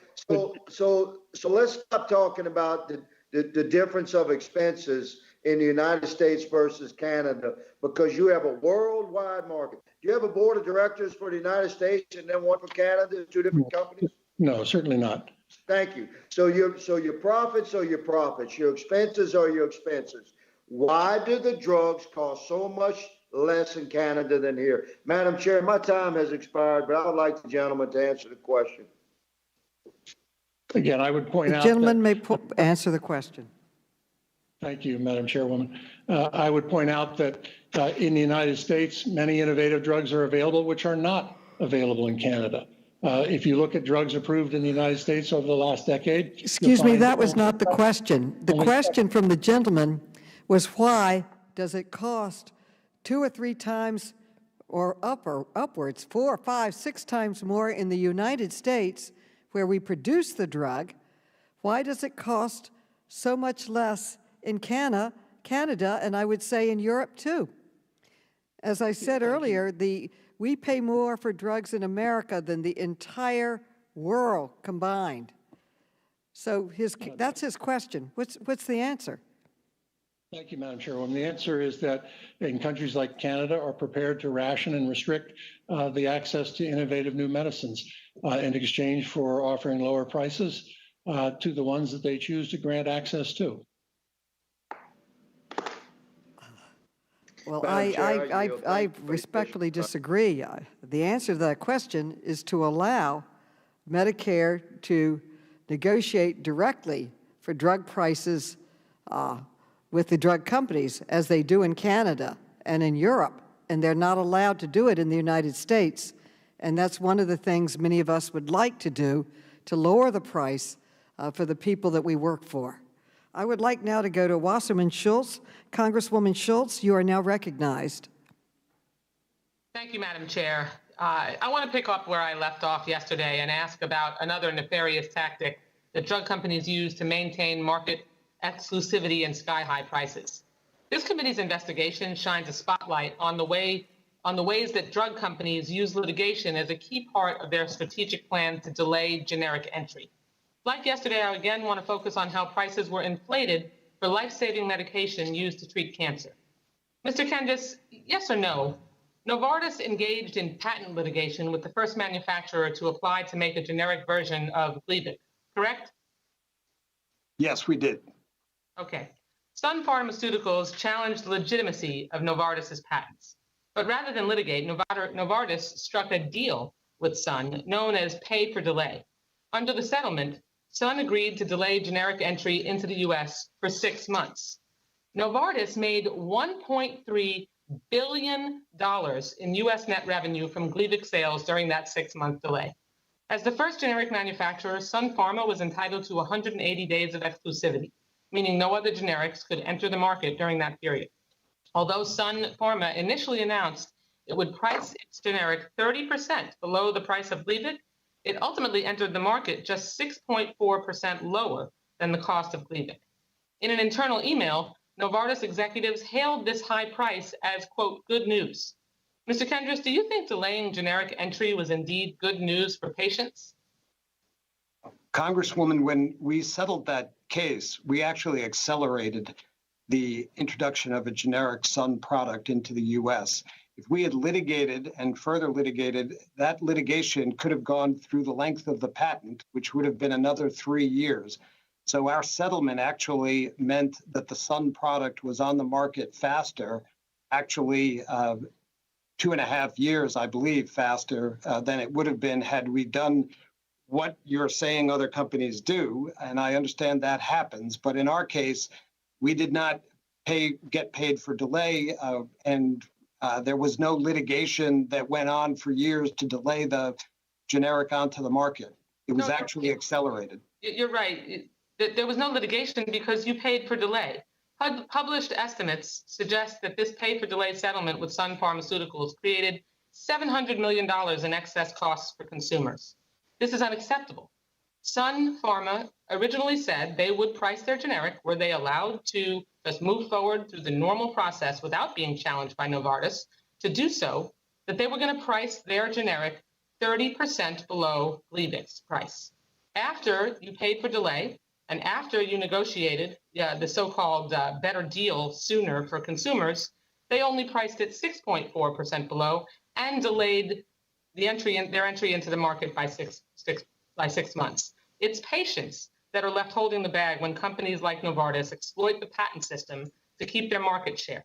Research shows that 42% of cancer patients deplete their entire net worth in the first 2 years after their diagnosis. You know, I will tell you, I'm a cancer survivor. I know what it's like to go through the 15 months of hell that I went through and the countless stories I've heard from constituents who battle cancer every day. In total, Novartis sued at least 5 companies in order to prevent generic competition for Gleevec, leading to a class action lawsuit that alleged that Novartis was engaging in sham litigation. And now, you know that protection of intellectual property rights is important for any company. But when you have proactive practices that become anti-competitive, used to delay generic entry and drive sales, both patients and the U.S. healthcare system suffer. So if companies don't behave responsibly, Congress must act to rein in this unconscionable behavior. No one should be unable to afford the medication they need to survive, and brand name companies every single day try to delay as long as possible competition in the market, which drives up costs for patients who need these vital access to drugs. The annual cost of your drug went as high as $123,000 a year for cancer patients. That is insanity. It's robbery, and it kills people as a result of them not being able to afford your drug. I don't know how you sleep at night. Thank you. I yield back the balance of my time. Thank you. Thank you for your statement. Chairwoman. Mrs. Miller, you are now recognized. Thank you, Chairwoman Maloney and Ranking Member Comer, and thank you to all the witnesses for being here today. I am pleased that we are able to continue with this conversation because, as we all know, the United States is the leading global innovator for groundbreaking medicine. However, now more than ever during the COVID-19 pandemic, it's extremely important that research and innovation is at the forefront of pharmaceutical development. While we look towards our future, We need to ensure that the public and private innovators are utilized to address situations such as a pandemic and improve access to everyday life-saving medications. Mr. Kendris. There. How has the COVID-19 pandemic, there you are, good. How has the COVID-19 pandemic highlighted the need for innovation as we are all racing to develop better therapeutics and vaccines? Oh, in so many ways, Congresswoman. Thank you for the question. Many companies, including Novartis, are working on therapeutics. We have two of our products in clinical trials now to see if they will work for the cytokine storm that COVID-19 patients suffer. We do not have a vaccines business, but we are helping other companies who do. Our company, Avexis, formerly Avexis, has agreed to manufacture a vaccine for one particular vaccine maker. And we are also making available our Sandoz products that would be used to treat, our generics products that would be used to treat COVID-19 patients. We're making them available at cost, no profit, or for free. We're making them available. We announced that a while ago toward the beginning of COVID-19 pandemic. So we're doing all we can to find therapeutics. We have research candidates in the lab, I think about 20 research candidates in the lab, so not yet in clinical development, that are being investigated for possible use against COVID-19. Okay. We've also, yes, please. Okay, well, I was just going to say, I also want to know that since Gleevec is classified as a specialty medication, could you please discuss how this impacts the price and the market?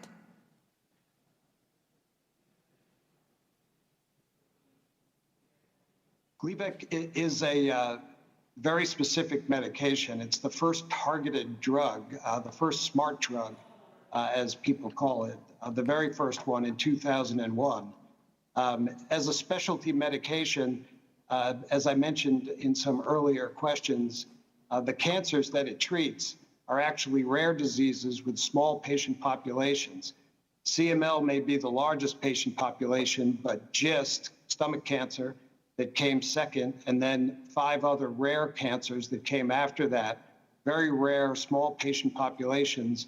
But Gleevec, because it is a targeted cancer therapy, works very, very well, very efficaciously for those cancers. So it is a specialty product in that it targets these specific cancers and helps turn these cancers from fatal to chronic, or even with our follow-on product to a disease where treatment can be, or remission can be obtained treatment-free.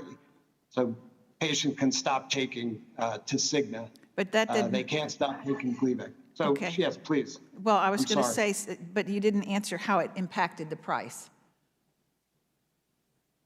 Being specialty. But well, I'll move on because I do have other questions. Yeah, many of my colleagues across the aisle continue to advocate for single-payer health care that would discourage and stifle innovation. If it were to become a reality, what would the innovation space then look like for a drug like HP Athar gel and multiple sclerosis? Mr. Bradway, could you discuss the importance of preserving the Bidol? Well, I think you were asking a question about a Mallinckrodt drug. So I don't know whether you wanted to direct it to Mr. Trudeau or whether you had a more general question that you wanted me to address. Well, more generally, because I do want to get into moving from this into how would the march-in rights affect innovation. So that's just an example. Gentlelady's time has expired. Sorry, Madam Chairwoman, I didn't hear your statement. Her time has expired, but you may answer her question. Thank you. Thank you, Congresswoman. I think the effect would be chilling on innovation. I think besides the so-called march-in rights for intellectual property would have a very deleterious effect on those who commit resources to risky research and development. Back. Mr. Khana, you are now recognized for questions. Mr. Khana, Representative Khana, is he there? Yes, I think I was muted. Thank you, Madam Chair. We hear you now. I appreciate can you hear me? Yes, we can. Now? Great. I want to focus my line of questioning concerning the Amgen Enbrel drug. And if you could first explain, sir, the Enbrel drug, it's, and this is for Mr. Bradway, it's an anti-inflammatory drug. My understanding is that was introduced in 1998. That's correct. And it's one of the best-selling drugs in the world. Is that correct? It's largely for arthritis. Yes, it's for a form of arthritis known as rheumatoid arthritis and other autoimmune disorders. And the primary patent on this expired in 2010, correct? No, I think when you say the primary patent, what are you referring to? Are you referring to the patent on the molecule itself that is Enbrel? Yes.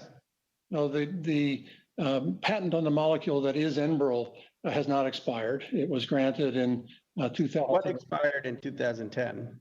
A different patent, but not a patent on the molecule. What was that? What was that patent on? That was a use patent. Yeah, so that expired, correct? Right. And how many patent applications have you filed since then to try to extend the monopoly on Enbrel? I don't know how many patent applications we have filed, but I would guess several. How many patent applications you filed on one of your most important drugs? No, I wouldn't know that off the top of my head. Is it 1,000? No, I would guess it's several. Is it 5? No, excuse me, Congressman. I would guess that it's several dozen patents. 68 patents. Does it not strike you? I mean, if you were just talking to your neighbor or some person you were growing up with, you know, go back to when you were in high school, and they say, okay, you come up with a new drug. They say, okay, you file a patent. Do you think any person would say, yeah, we should file 68 patents on a certain drug and extend that patent protection till 2037? I mean, just step back from your role as CEO. Do you think most Americans would think that that makes common sense? Congressman, I think what's appropriate is the question of whether we're investing in innovation that deserves to be protected by patents. And fortunately, no, I get all that. I mean, get the debate, innovation. I understand we need patents, but just from a common sense perspective, there's a drug. People take that drug. If you were talking to an ordinary person and you said, we're going to file 68 different patents on this drug to protect our rights on it till 2037, do you think they would think that that was logical? Well, again, Congressman, I think it would require a discussion about what those patents are being issued for, what innovation we're claiming in the patents, and we're fortunate to have the patent rights in this country protected by. Now, how much does the drug cost in Europe compared to in the United States? I don't have the answer to that question, Congressman. You don't know how much the drug is priced in Europe? Would it surprise you if you knew that the drug was 50% cheaper for Europeans than Americans? No, it wouldn't surprise me, but I remind you, Congressman, that we don't and have never sold or marketed the drug in Europe. But you have selling the drug in Europe where you face actually competition. Isn't that correct? No, sorry, Congressman. We don't sell the drug in Europe. We don't own the right to the product in Europe. But my understanding is in Europe, the price is 50%. It has similar competition, and that has caused the price to drop by nearly 50% since 2018. Is that not accurate? Congressman, I wouldn't know the answer to that. We don't own the rights to Enbrel in Europe, so you'd need. No, I understand you don't, but Enbrel is being sold in Europe for 50% less, and you have competition there, correct? Again, Congressman, I don't have the facts about Enbrel pricing in Europe. Can you make a commitment to the American people today that no American should pay more than people in Europe are paying for Enbrel? I mean, it's a simple thing. Are you an American, sir? Yes, I am, proudly. Okay, so can you tell your fellow citizens that no American should pay more for Enbrel than someone in Europe? Well, Congressman, the patent in Europe has expired, so the European situation is different from what we have. So you think that European patents have expired, so that you think the Europeans don't want innovation for their drugs? I mean, so the Europeans don't think you need innovation, yet you think you need patents until 2037. I'm asking you a very simple question. Make a commitment today to the American people that no one will pay a dime more for Enbrel than people pay in Europe. If you love this country, if you love America, you should be willing to tell Americans that they shouldn't be paying more than the French and the Germans and Europeans. Are you willing to make that commitment today to the American people? Congressman, I would just repeat that in Europe, the intellectual property for that product has expired.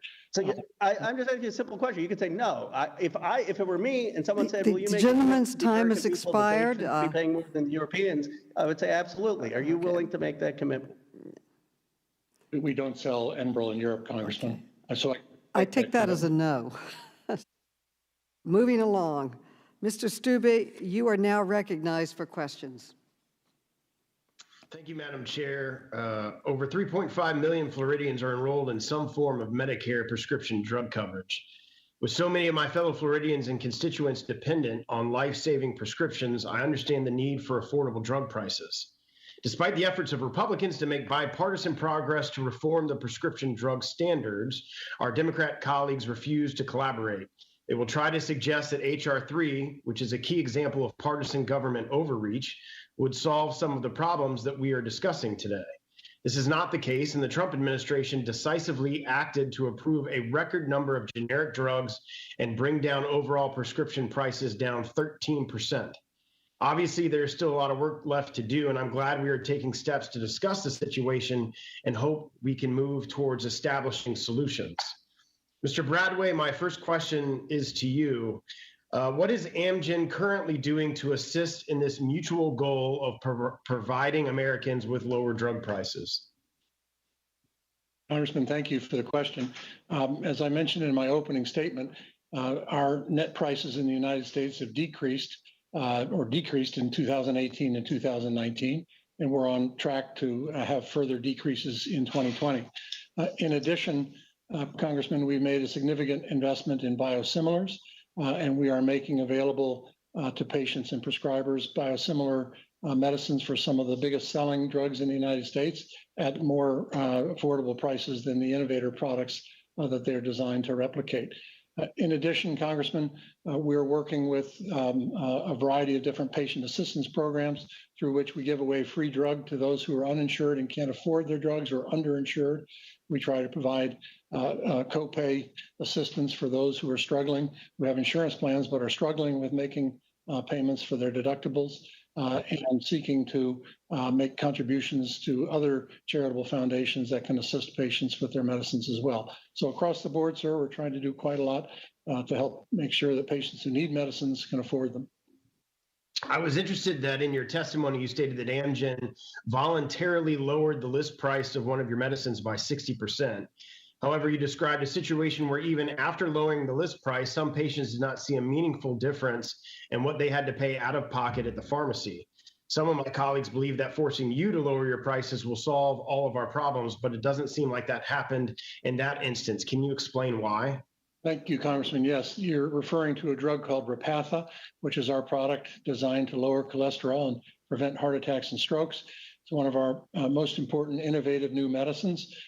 We lowered the list price for that medicine by 60% in order to try to make it more affordable at the pharmacy counter. Remember that patients pay a copay as a function of list price. So by lowering the list price, we were lowering their out-of-pocket expenses.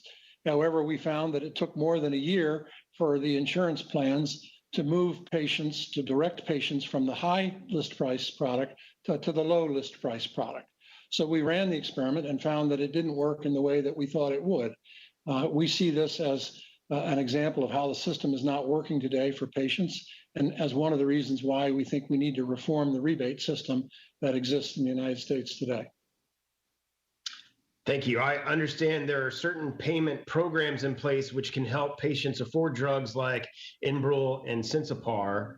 Would you be able to discuss their effectiveness and any other similar initiatives that you're discussing? Thank you. Yes, we have a number of programs designed to help patients pay for expensive medicines. So, for example, in the case of Enbrel, we have copay assistance in place so that more than 3/4 of the patients who use Enbrel today have a copay of less than $25, or excuse me, less than $50 a month for their medicine. When it comes to Medicaid, 93% of patients are able to receive their medicine at less than $10 a month in copay. And when it comes to Medicare, we have 77% of the patients being able to receive their medicine at less than $50 a month.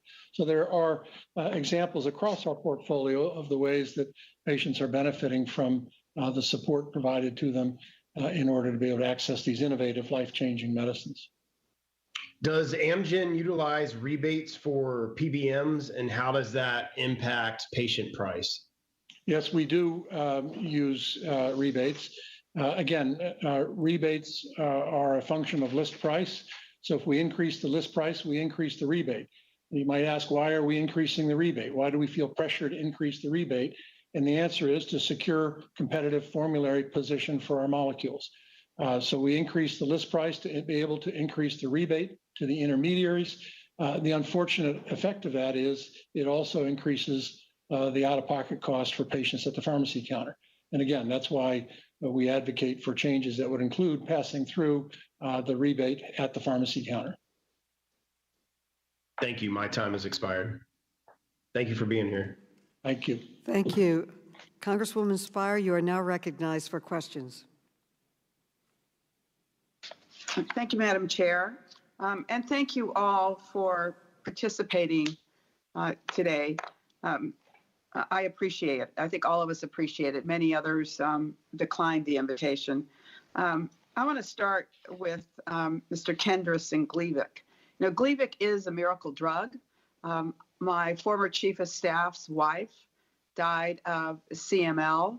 Had she lived another couple of years, Gleevec would have been discovered as this miracle drug, and her condition would have been chronic, and she'd be alive today. So we truly appreciate the miracle that Gleevec has become for leukemia patients. I'd like to educate the public on what LOE is. It's called loss of exclusivity. And I would like for the staff, if they would, to put up a slide that the committee got that was part of a presentation that was, I guess, provided to some of the staff of the company, and shows a dramatic increase in the price of Gleevec towards the end of its exclusivity. In fact, between 2013 and 2015, Novartis's price increase accelerated. It raised the price of Gleevec 5 times in 2 years. It turned out to be a 20% increase in that drug. Now, company executives knew that Gleevec sales would decrease once it lost its exclusivity, so they tried to get as much profit out of the drug for as long as they could. This plan was explicitly stated in internal documents by Novartis executives who wanted to, quote, maximize value of brand prior to loss of exclusivity. Is that not the case, Mr. Kendris? Congresswoman, can you identify the document that you have in front of you? I don't have it in front of me right now. Well, the staff would be able to provide you that. But they're evidently documents you provided to the committee. Yes. So it's a fact. In the last 2 years of exclusivity, you raised the price almost 20%. There is a chart we can put up that shows your net revenues going from $1.9 billion to $2.53 billion. And I don't know if the committee staff can put that on. Congresswoman, I'm sorry, please. So, I mean, the question is, did you not increased the price of Gleevec some 20% in the last 2 years because you saw that there was going to be loss of exclusivity? Congresswoman, I don't know specifically why the increases in that period were taken. I was not there in the oncology. All right, we'll move on. But I can tell you that as I was saying earlier, it's indisputable that Gleevec, that its value increased over the time it was on the market.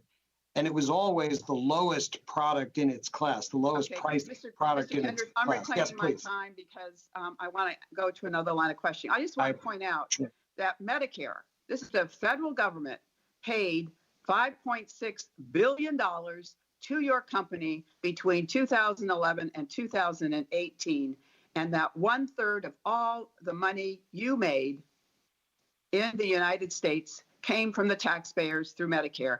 And Medicare right now is 2 years from basically falling off a cliff.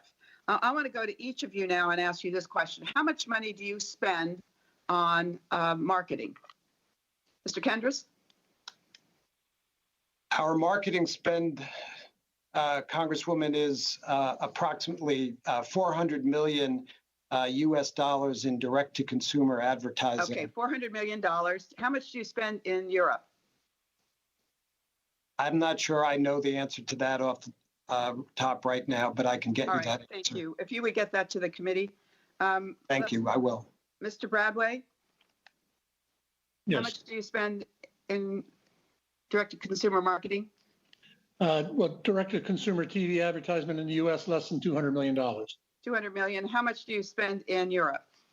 A fraction of that, not on TV, but in other forms of. In fact, there's no TV allowed in Europe. Is that correct? I believe that's correct. All right. Maybe some small exceptions. And then, Mr. Mallinckrodt, how much do you spend? We don't spend any money on direct-to-consumer advertising, Congresswoman.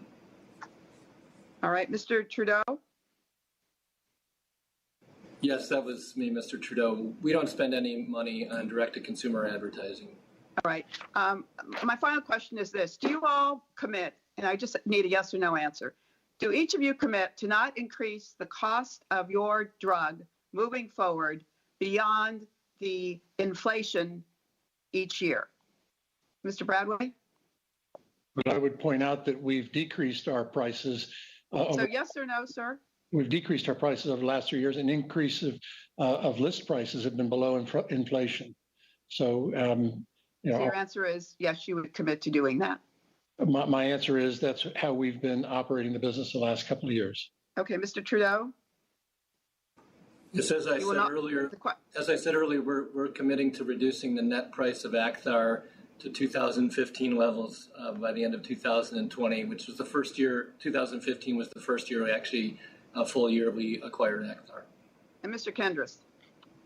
As to net prices, Congresswoman, yes. All right, thank you. I yield back.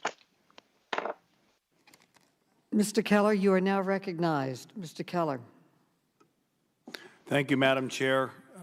We all need to ensure patients' access to affordable drugs, particularly those in rural areas that rely on essential safety net programs. Contract pharmacies are essential to the rural areas of Pennsylvania that I have the privilege to represent. About 80% of rural hospitals are 340B. They use pharmacies to provide access to outpatient drugs for those who need them, many of whom are seniors and or have chronic conditions. Mr. Kendris, thank you for being here. I wanted to ask you about your new, quote, integrity initiative to address duplicate discounts, requiring covered entities to register and upload 340B claims, data originating from contract pharmacies, onto a new web-based platform. Your announcement from August expresses support for a sustainable 340B program. I do have concerns about this threatening hospitals in Pennsylvania and their ability to offer home infusion services, telemedicine, and expand their outpatient facilities, stretching scarce resources to patients in need. So, Mr. Kendris, what kind of collaboration have you had with 340B hospitals about this integrity initiative? Thank you, Congressman Keller, for the question. Appreciate it. So, Congressman Keller, we support the intent and the design of the 340B program to help lower outpatient drug prices for the uninsured and the net profit safety net providers that you were just describing in your constituencies. They serve underserved populations in those communities, and 340B program helps them, and we support the 340B program. However, we also believe that over many years, there have been some abuses that have grown into the system, and we're trying to resolve those abuses. We've raised the problem over the years, many companies have, with HRSA, and we're committed to ensure that our medicines are accessible to as many patients as possible, and through 340B as well. But we believe that the current state of the program is somewhat distorted from its original intent. Okay. I understand that. If I could just jump in. I have a letter dated August 17th explaining your integrity initiative. My question was, prior to the letter, have you talked to hospitals about this program and how it might be implemented? I believe that our staff is in contact with hospitals. We are collecting responses to that letter, and we're going to continue to work with them. We believe that if I can just jump in, I've got a limited amount of time. So if you're in consultation with the hospitals, when were you planning on making this in effect and then stopping some of the discounts to the 340B hospitals? It's my understanding they were to begin the beginning of this month. We had asked for the data by October 1st. We're still evaluating the responses. We have not heard from all the hospitals, and we're evaluating the data that we have received, and we're going to continue to evaluate that data. And as we move forward, it's going to be based on what we see in the data we receive. So if a hospital hasn't registered that data by October 1st, are they still going to be able to participate in the discounts? Yes, we still intend to honor valid, legitimate 340B discounts. And what we'll do is we'll see the responses, we'll look at the data, and then we'll talk to the hospitals and move on from there. Okay, a question on the web-based portal. Is this a secure platform, or should we be concerned about data security? I believe it is a secure platform. I can check with our team on that, but I believe it is. Okay. Do you expect there to be any administrative burden on hospitals, or what would that be?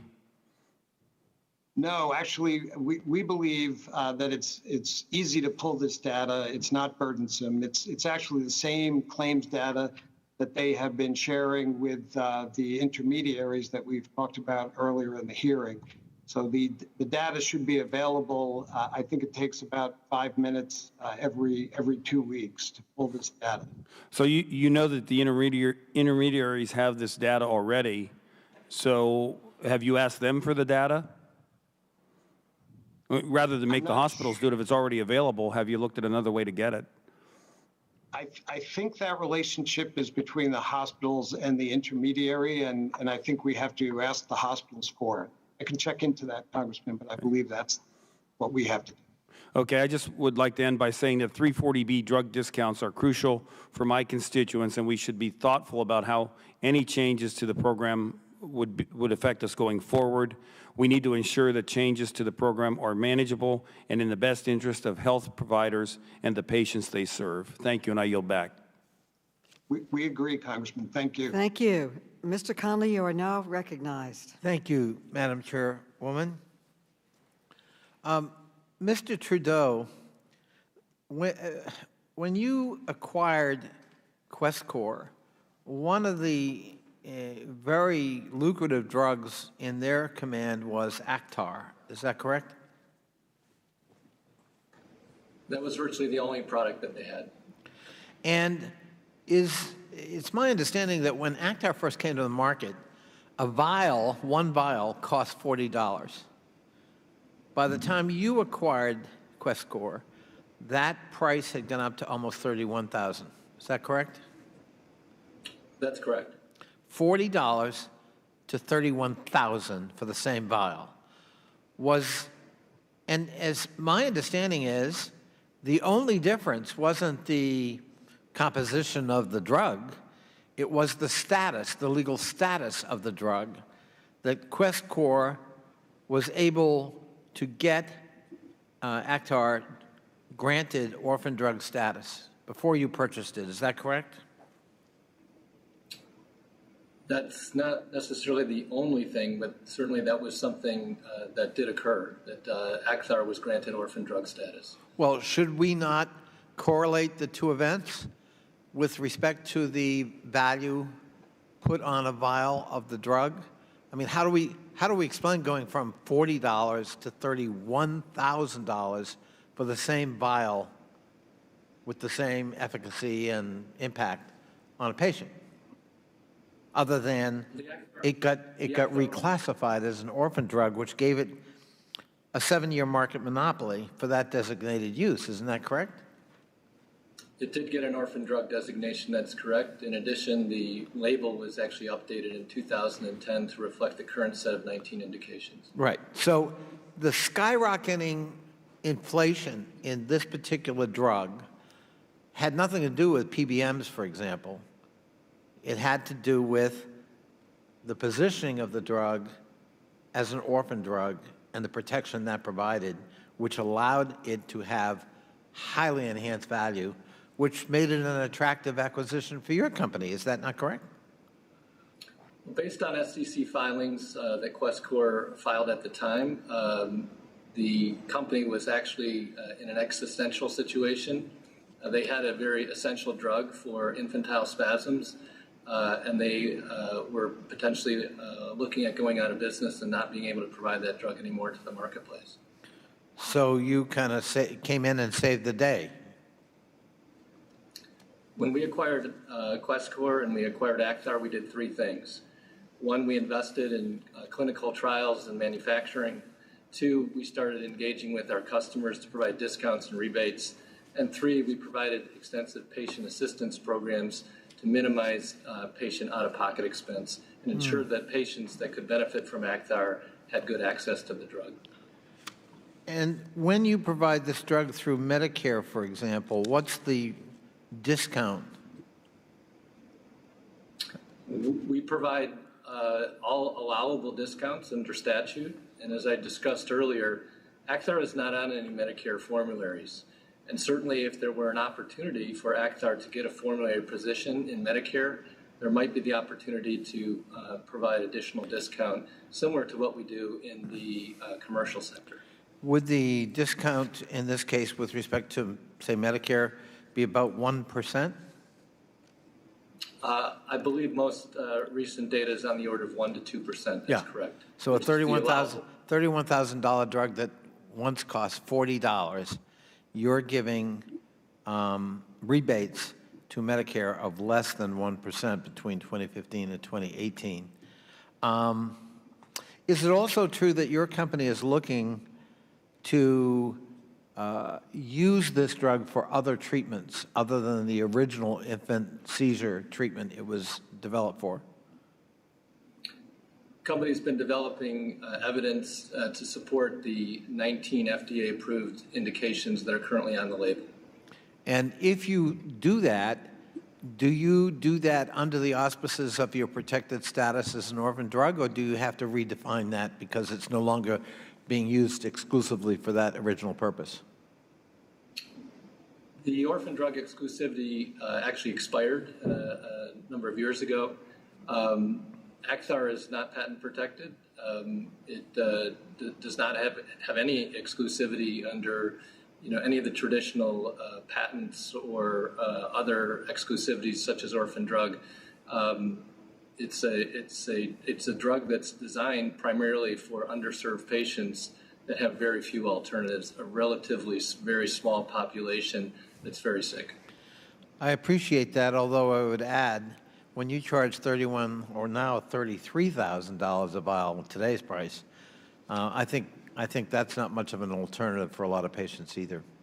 I yield back, Madam Chairwoman. Mrs. Fox, you are now recognized for questions.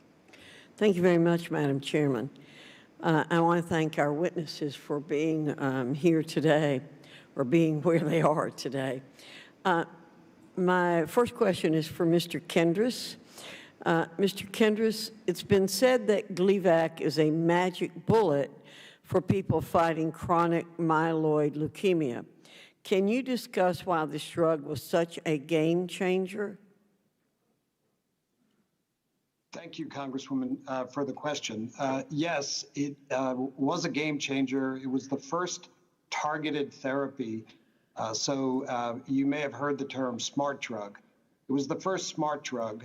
It turned off a particular gene, and it was able to be extremely efficacious, first in chronic myeloid leukemia, and then in gastrointestinal stromal tumors, and then in 5 rare cancers. And that's because it was a smart drug. It worked very specifically on these very specific cancers. And by its mechanism of action, the efficacy was so high that, as I said earlier, diseases, these 6 cancers or 7 cancers, were turned from fatal conditions where a patient would have died before Gleevec into conditions where they lived and they were able to lead normal lives. And now we've developed a follow-on product, Tasigna, which allows patients to go treatment-free. They can, if they get remission for a long enough time, they no longer have to take any drug. Okay, so what's the current list price of Gleevec? The current list price of Gleevec is $120,000, and the net price is $85,000. Okay. And the price of a generic is $4,200. Okay, so how much does the average patient pay for it? Well, the average out-of-pocket cost for a Part D patient, Congresswoman, is $856 a year. Okay, so how does the patient get such a discount price? I think it depends on who the patient is and what their insurance coverage is. Okay. The price I just gave you was for a Medicare Part D patient for out-of-pocket cost, $856 average annual out-of-pocket cost. Okay, so a drug considered a magic bullet, and it's not quite a cure, but it puts people in remission, has gone down from 120,000 to 856 for Part D. Thank you very much for that. So I would like to ask Mr. Trudeau, how does your company decide the right price to set for a new drug that may truly save someone's life? Thank you, Congresswoman. What we try to do is we try to match the value that we believe that our products are going to bring to patients, and kind of compare those two. And the value is in 2 ways. One is the benefit that it provides to the patients themselves and their families. And again, we're typically developing drugs for some very devastating diseases where there are relatively few alternatives. And then we're also looking and creating data, actually, to see what value it may bring to the overall healthcare systems. So, for example, using the drug might increase the drug costs, but it might have the impact of reducing overall healthcare costs for a particular disease. So, Mr. Bradway, the Congressional Budget Office estimates that Democrats' H.R. 3 would result in 38 fewer cures being developed over the next decade.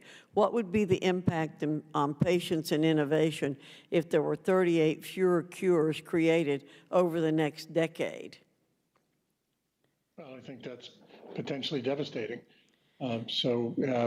Not only devastating to the patients and their families, but I think also to the economy. I think our economy benefits from innovation that enables us to treat serious illnesses. We're seeing the benefit of that every day now. So anything that diminishes that opportunity, I think, would be tragic. Okay, very quick question for all three of you. On average, how often does your company or even the whole pharmaceutical industry bring to market a novel or game-changing treatment or cure? Each one of you answer fairly quickly, please. The gentlelady's time has expired. The gentleman may answer her question. Please answer. Mr. Bradway. Thank you for the question. We have 22 different novel game-changing medicines that have been approved throughout our history. We have 3, for example, this year where we're waiting for registration-worthy data. So from one year to the next is different, but 22 through our history, 3 more that we're waiting for this year. Congresswoman, it's Tom Kendris. For Novartis, I believe it could be more, but I believe last year we had at least 4. This year, I believe we've already had 2, and we may have more to come this year. So it's 3 to 5 almost every year as an average, I would say. Mr. Trudeau. And Congresswoman, I think from an industry perspective, we're trying to get as many novel life-saving medicines to the market as we can. For our company specifically, we're hoping to have 2 or 3 in the next 2 to 3 years. Thank you. So I'm sorry for going over, Madam Chairman. Mrs. Plaskett, you are now recognized for questions. Thank you so much, Madam Chair, and thank you to the witnesses for being with us this day to answer these questions and to provide more information about drug pricing. Mr. Bradway, when we talk about high drug prices, many times we talk about the list price. And large discounts are provided off the list price. And then as part of the insurance design, patients are charged a percentage as a co-insurance. But my understanding is that this is always a percentage of the list price and not the discounted price. Is that correct? Do I have that correct? Yes, you have that generally correct. Okay, I know my answer is probably simplistic, but so what are some of the ways in which to bring down what a patient pays? Your thoughts on that? Well, we've advocated for changes to the system that would include, for example, passing the rebates that have been negotiated between the intermediaries and the innovative companies through to the patients at the pharmacy counter. That would have the immediate effect of reducing the out-of-pocket cost for the patient in picking up the innovative medicine. Second, we've advocated for placing an out-of-pocket cap on patients so that after they've paid a certain amount for their medicines during the course of the year, they reach a cap and no longer have to have a copay. So those are 2 examples of things that we're advocating for. And as you may be aware, we've also taken the unusual step of even lowering list prices for our medicine by 60% in the case of our game-changing medicine known as Repatha, which lowers the risk of heart attack and stroke. Okay, great, thank you. But in some instances, the list price, they may go up, and there are reasons for that. But my understanding as well, and I hope this is not too simplistic, but has the net price, what is actually made off the drug, gone down in recent years for any of the products that you make? Yes, Congresswoman. In 2018, 2019, and again, we expect in 2020, that the net prices for our portfolio in the United States will have decreased. So based that across our portfolio, net prices are falling. And then can you explain to us how the net prices go down, but yet the list price may go up in many instances? Yes, Congresswoman, that occurs when the rebates that we're giving to the intermediaries exceed the increases in list price. Okay. And can you explain how can biosimilars play a role in reducing healthcare costs and costs for patients? Yes, Congressman. Again, Amgen is a heavy investor in biosimilars. We've committed more than $2 billion to develop a portfolio of biosimilars. We make 3 of those available today in the U.S. with a plan to add more to patients and prescribers. We provide them at a price that's a discount to what the innovative products are charging. and commit to having a reliable, safe supply of that lower cost alternative available for patients. Thank you. Thanks so much for that. I want to ask any of the witnesses, how have your companies in the involvement, if you are in fact involved in the fight against COVID-19, what are the steps any of your companies are taking to improve diversity in clinical trials? Congresswoman, it's Tom Kendris from Novartis. Thank you. Thank you for the question. So before COVID-19 hit, our global drug development group was focused on this issue for our own clinical trials. It's a crucial step that must be taken because I think the basis of your question, I'm sure you realize, if a product is studied in a limited patient population, after it's approved, doctors are comfortable prescribing it only in that limited patient population. So if it's not studied in a minority population, whatever minority population that is, doctors will be more hesitant to prescribe it there because they don't have data. So we recognized before COVID broke that we needed to change that in our own clinical trials. Since the COVID-19 pandemic began, what we've done through our Novartis US Foundation is to begin the process of convening other companies and some groups like the NAACP and other groups focused on racial equity to have a conversation about this very issue across the industry so that we can improve diversity in clinical trials, in all clinical trials of all types, and to address the underlying problems, which have to do with many things, but trust for patients who are in clinical trials would be one of those things. And that's going to take a broader conversation that we are going to try and convene. The gentlelady's time has expired. Thank you, Madam Chair. I would love to be part of that conversation, and I know the Congressional Black Caucus is very concerned about this, and we'd love to offer any thoughts and discussions on this. And thank you, Madam Chair, for holding this hearing. I wanted to, at some point, ask these gentlemen in another forum about how do we move manufacturing back to the U.S. flags and what we can do to support bringing that infrastructure and those jobs back to our country. But thank you for the hearing. Mr. Grothman, you are now recognized for questions.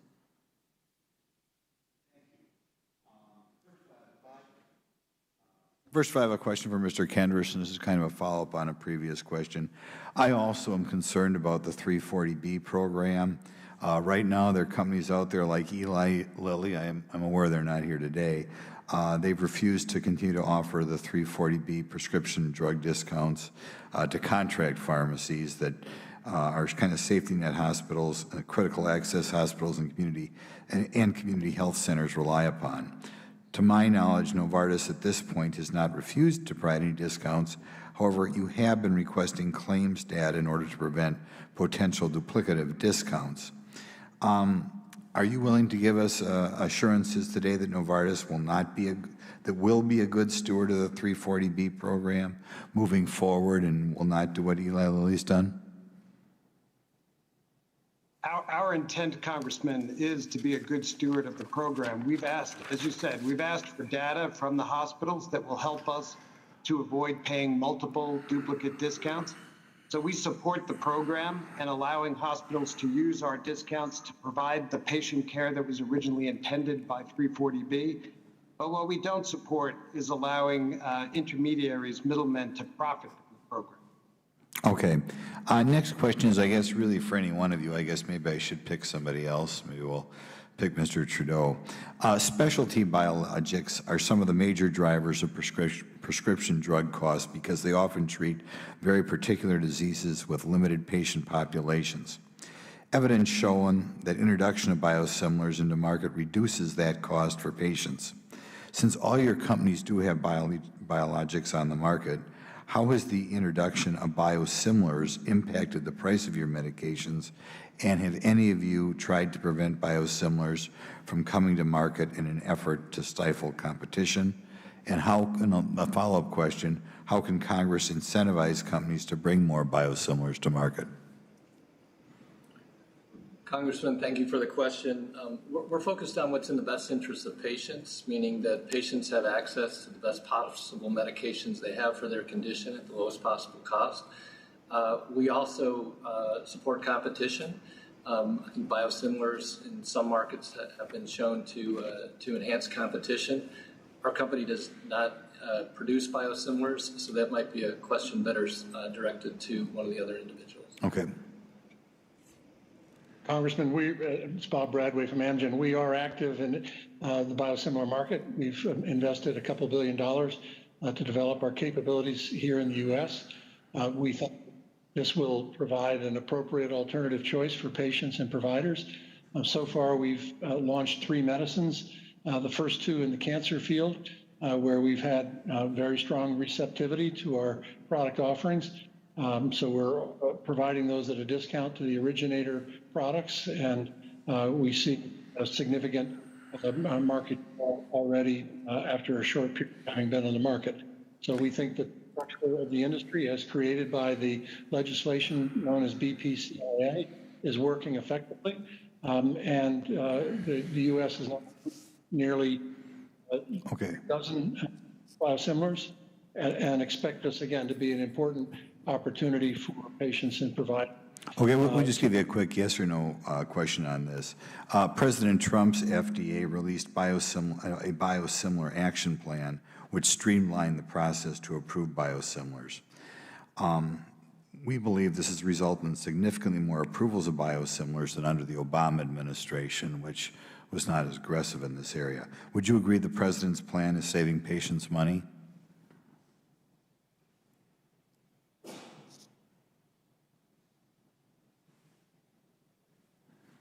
Then we'll give you a different question. Do you agree, trying to get more biosimilars to market under the president's plan, is that saving patients money? Congressman, it's Tom Kendris from Novartis. I'm not sure that I'm familiar with the president's plan, but we have Sandoz, as I mentioned earlier, a generics company and a biosimilars company. We brought the first biosimilar to market, Zarzio, in 2015. So we certainly support biosimilars, and Zarzio itself. Yeah. I'm going to give you a quick follow-up question because I'm on the final minute here. I'm going to be introducing a bill, or I have introduced H.R. 8190, a Biosimilar Insulin Access Act, which will expand on what President Trump has done. Are you guys pledged not to get in the way of any of expansion of biosimilars? Is that something you're going to fight, or will you agree that we should be getting more biosimilars to market?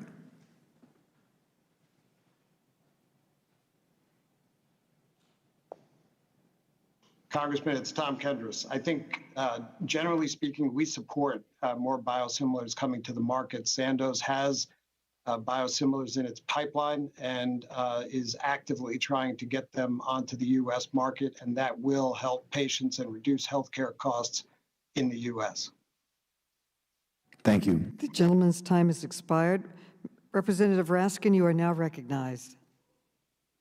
Thank you, Madam Chair. Mr. Kendris, our investigation found that drug companies use anti-competitive tactics to prevent generic competition in order to prop up profits. Novartis engaged in pay for delay, where companies pay off generic competitors to delay their entry into the market. Novartis struck a deal with the first generic competitor to postpone its entry by 6 months. This is on Gleevec. The generic originally announced it would price its product 30% below Gleevec, but then they ultimately set the price at only 6% below Gleevec. Experts say that these various maneuvers employs a 6-month delay and then a 6-month duopoly resulted in $700 million in excess costs to payers alone in a single year, 2015 and 16. and you collected your highest net revenue from Gleevec during that 2-year period when more than 100 Novartis employees collected more than $1 million a year, and the CEO, I understand, earned a total of $72 million that year. One strategy of anti-competitive exclusion is to engage in restrictive contracts with health plans and pharmacies to ensure that those health plans and pharmacies only cover or dispense the branded or non-generic form of the drug. These contracts are called National Drug Code Locks on Generics, or NDC blocks for National Drug Code. Internal records show that Novartis developed and implemented an NDC block strategy. Novartis offered higher Gleevec rebates or discounts to health plans in exchange for their plans blocking generics from the covered drug list. This meant that Gleevec would automatically be substituted instead of a generic version. Mr. Kendrick, do you agree that NDC blocks are fundamentally anti-competitive? Congressman Raskin, no, I don't agree with that. I think payer contracting actually saves the health plans, and the brand is cheaper than the generics in that case. What we did was we lowered the price of the branded product with steep discounting, and we competed with generics on price with our brand. And well, why did you need to institute a formal block to keep the generics from being in competition at that point? It wasn't to prevent generics to be in competition. There were physicians and patients who wanted branded Gleevec. And in order not to be automatically substituted at the pharmacy counter, those patients wanted Gleevec, and these payers who we contracted wanted to get Gleevec brand to them. Well, you actually promoted to consumers the idea that they should only order Gleevec. Tell us about your dispense as a written campaign for doctors to write dispense as written, or DAW, on prescriptions. That's a campaign to make sure that doctors and patients know that if they want Gleevec, the branded product, and many patients who are stable in remission from cancer want to stay on the branded product and not go to a generic. If they want that, they need the doctor to write the prescription for Gleevec, the brand, or they will be automatically substituted at the pharmacy. So that's what dispense as written means. And it is for the patients and the doctors who would like to keep the patient on Gleevec as opposed to being switched to a generic automatically at the pharmacy. But don't you actually try to influence consumers or patients in that choice, where you say it's your right to ask your pharmacist for branded Gleevec, tell them to dispense as written. The power is in your hands. Demand the brand. Multiple generics can lead to patient confusion. If you get generic, your medication may change shape, color, size from month to month. Aren't you actually out there campaigning against generics and making the patients believe that they need to get the branded pill? No, Congressman, we have our own generic company that sells thousands and thousands of generics every year. In fact, we're the second largest seller of generics in the United States. So we don't do what you just described. What we are doing is we're reaching out to patients and doctors who already want to stay on the brand, and we're educating them how they have to do it. They will not be able to stay on the brand if they want to, unless they write a prescription for Gleevec. Did you pursue the NDC blocks in order to try to keep Novartis's market share up, even with generics in the market? Is that why you went for the NDC block strategy?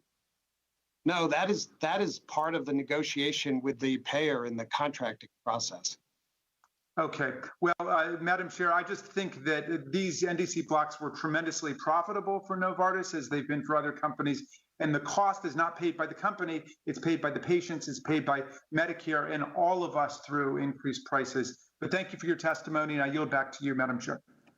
Thank you, Congressman. Mr. Comer, you are now recognized. Thank you, Madam Chair.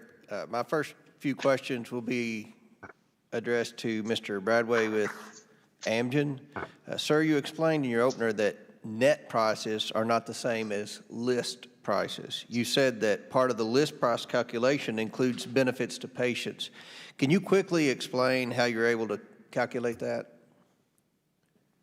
Yes, so again, the list price is the price that we establish. The rebates are the price that we pay to the intermediaries, creating a net price. It is the net price that we receive.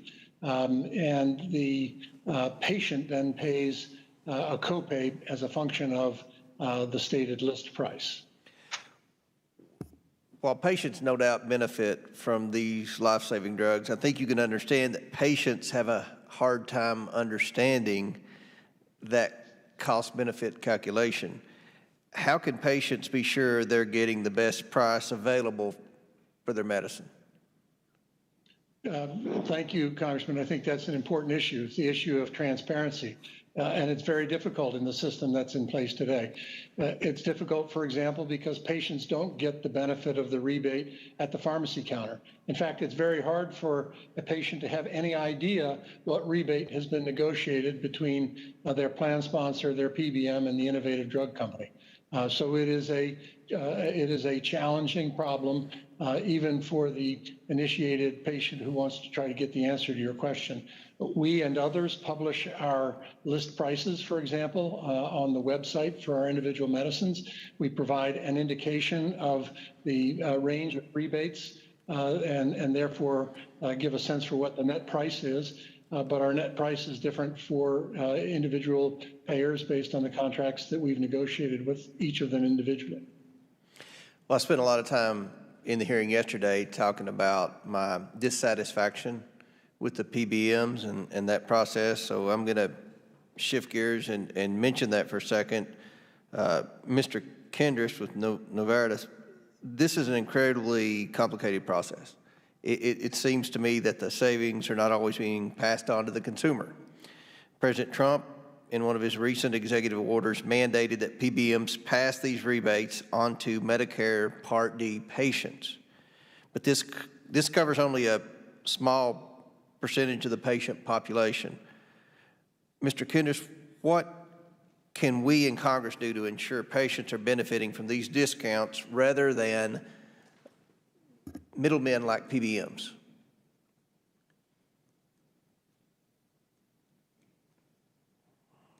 Ranking Member Comer, thank you for the question. I think one answer to your question quickly would be transparency. And I think that we need to encourage patient access and affordability. And I think there are three ways. We can give access to value-based products, value-priced products with low cost sharing. So we encourage their use and we don't restrict their access through formularies. We can cap what patients have to pay in out-of-pocket cost for drugs in Medicare Part D. And we can require plans to share some of the discounts that they negotiate for drugs with patients. Those savings should be passed along to patients at the pharmacy counter. Those three things would encourage patient access and affordability. And I agree 100% with your statement about transparency. Who is the agency or bureaucracy in charge with overseeing the PBMs and their transparency? Who holds the PBMs accountable? Educate me on that.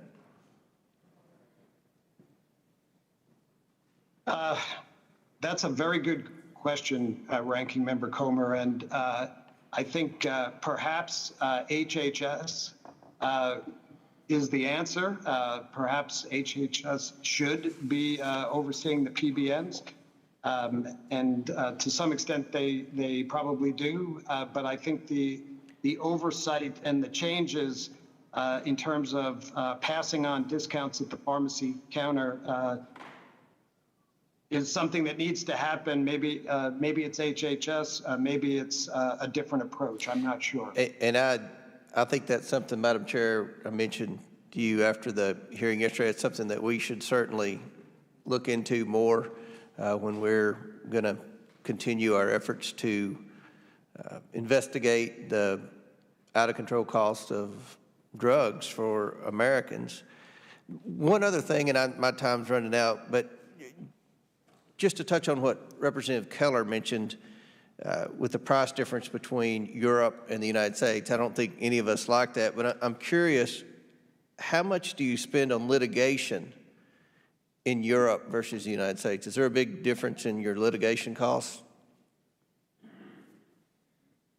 I believe there probably is. I would have to get back to you with specifics, Ranking Member Comer, but there's probably a difference. If both of you all could get that back to me, I would just love to know out of curiosity. Madam Chair, I yield back. Mr. Gomez, you are now recognized, and Mr. Gomez is the Vice Chair of this committee.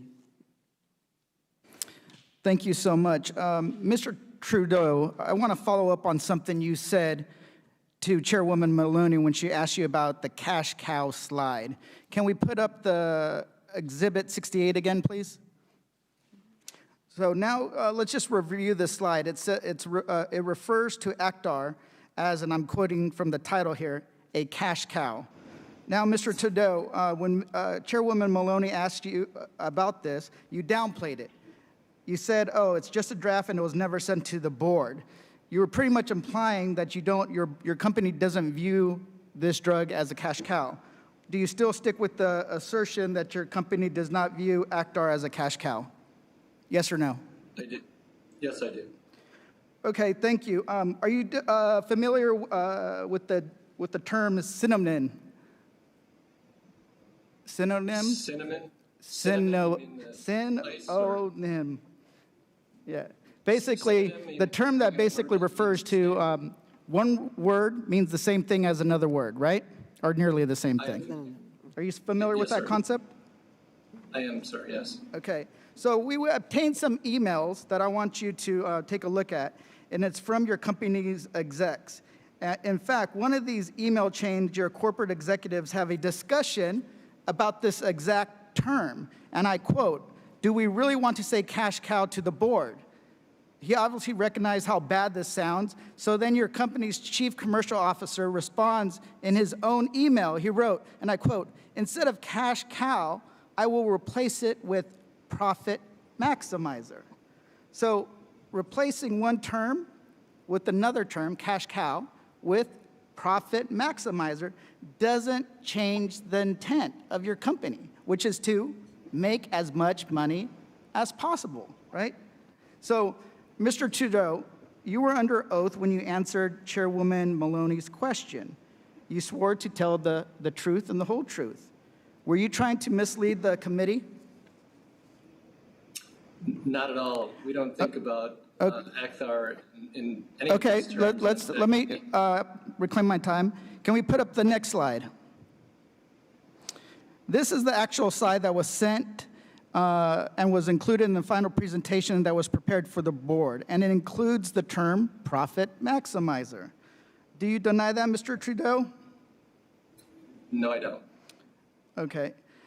So that was the whole point that Ms. Maloney was trying to make, that your company is trying to maximize profits. Then you denied it, and then you downplayed this document. You said you removed the word cash cow, but there's no question that you were trying to maximize profits, right? Cash cow and profit maximizer, you just replaced one term with another, but the intent was the same, to make the most money. I think you owe the chairwoman in this committee an apology. How do you respond?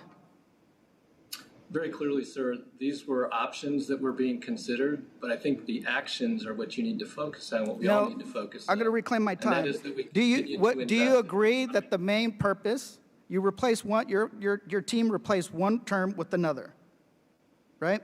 One term with another, and it was the same intent, to maximize profit, right? I'd like to put up, and your team, your company has brought in nearly $6 billion in net sales from Actar. I'd like to put up Exhibit 76 on the screen, please. The presentation emphasized that the merger was a, quote, unique opportunity that should be pursued urgently because this deal would, quote, provide rapid revenue and earnings growth. In fact, soon after the acquisition, your executives boasted about how well this strategy worked, highlighting to shareholders that Actar had already contributed $123 million towards net sales in only 6 weeks. In an investor briefing in October 2014, Mr. Trudeau, you personally explained that your company's primary goal was to deliver, quote, top-level shareholder returns by focusing on highly profitable specialty drugs like Actar. Do you recall saying that? I don't recall that specifically, but it wouldn't surprise me that I did say that. Yeah.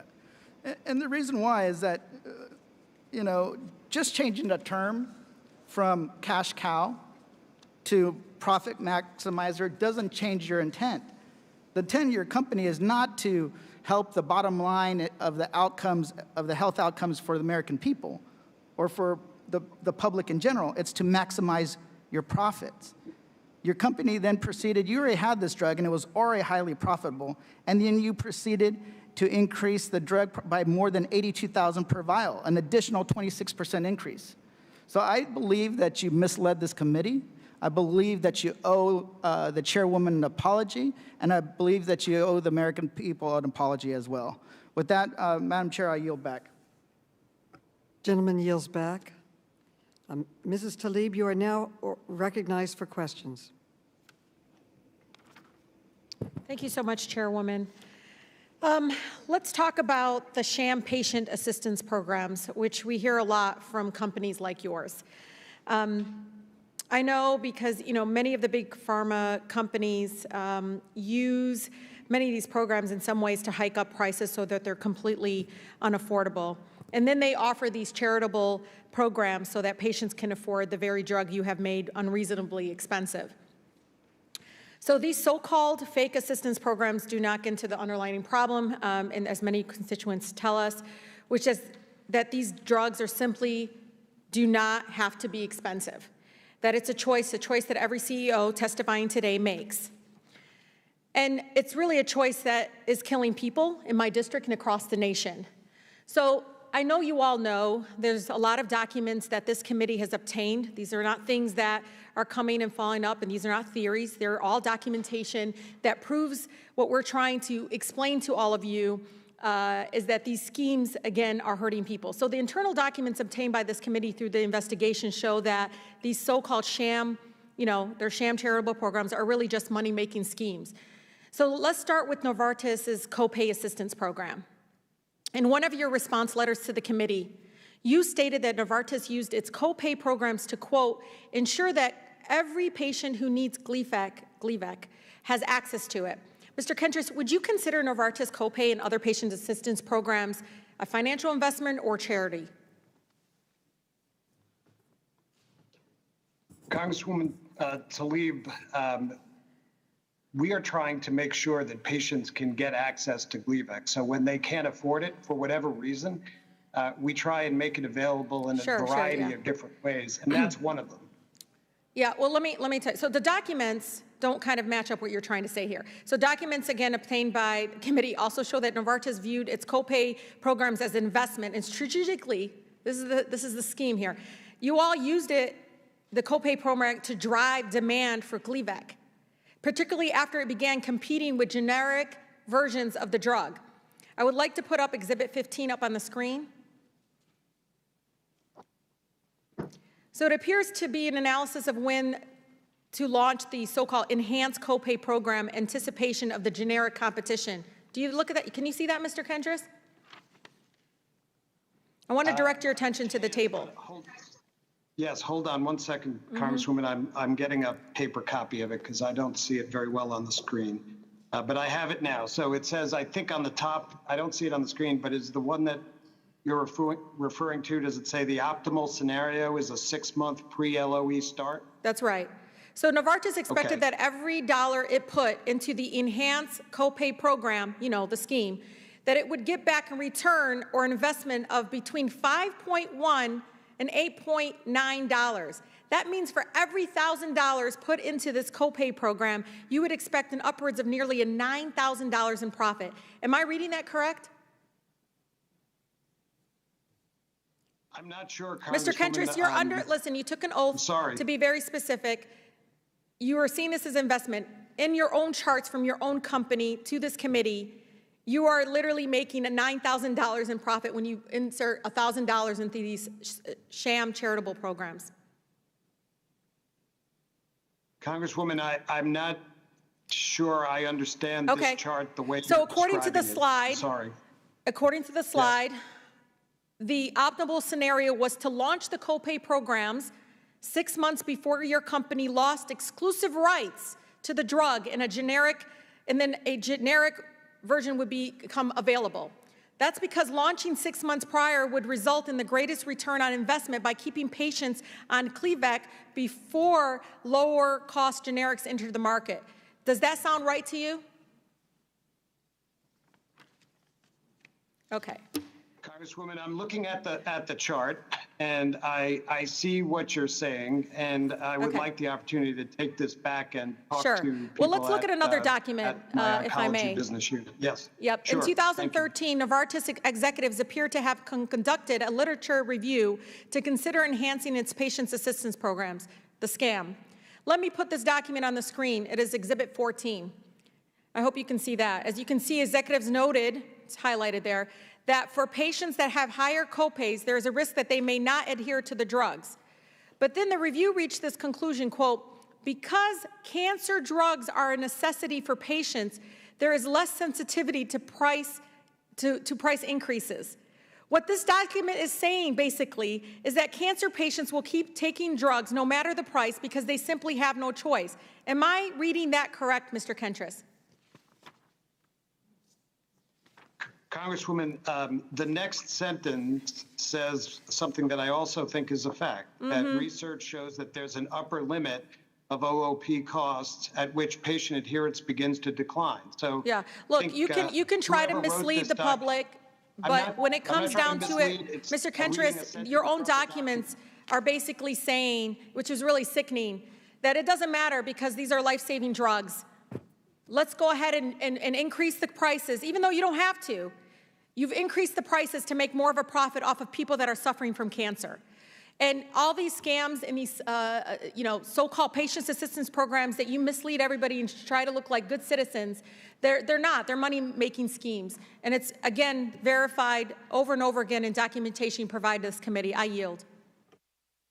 Gentlelady yields. Thank you. Mrs. Porter, you are now recognized for questions. Thank you for being here. I want to hear today about innovation. As you know, this is our second day of hearings with the CEOs of big pharma companies, and we've heard so much important information about the very real costs of research and development, R&D. Mr. Bradway, what was Amgen's total revenue in 2017? Oh, gosh, approximately $22 billion. Okay, so it was $23.7 billion. How about 2018? I don't have that to hand, but again, it would be 24. That's okay. I have it handy. 22.8 billion. 2019, 23.4 billion. This totals up, because I know it's hard to do math on the fly, to $69.9 billion.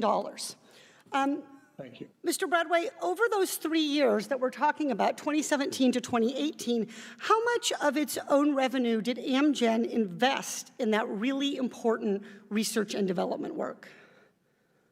Approximately $10 billion. Okay, so R&D, taking you at your word here, was about 10 billion. Great, that's a big number. Investing in R&D dwarfs some of your other expenses, is that right? It's one of your largest expenses. That's correct. How much did Amgen spend on lobbying over that same 3-year period? Oh, I don't have the exact number, but it's approximately $10 million a year. That's correct, $32.52 million on lobbying. How much did Amgen pay for the salaries of the top five executives over this 2-year period? Oh, goodness, it's about, I would guess, $6.5 million per year, so $13 million would be my guess.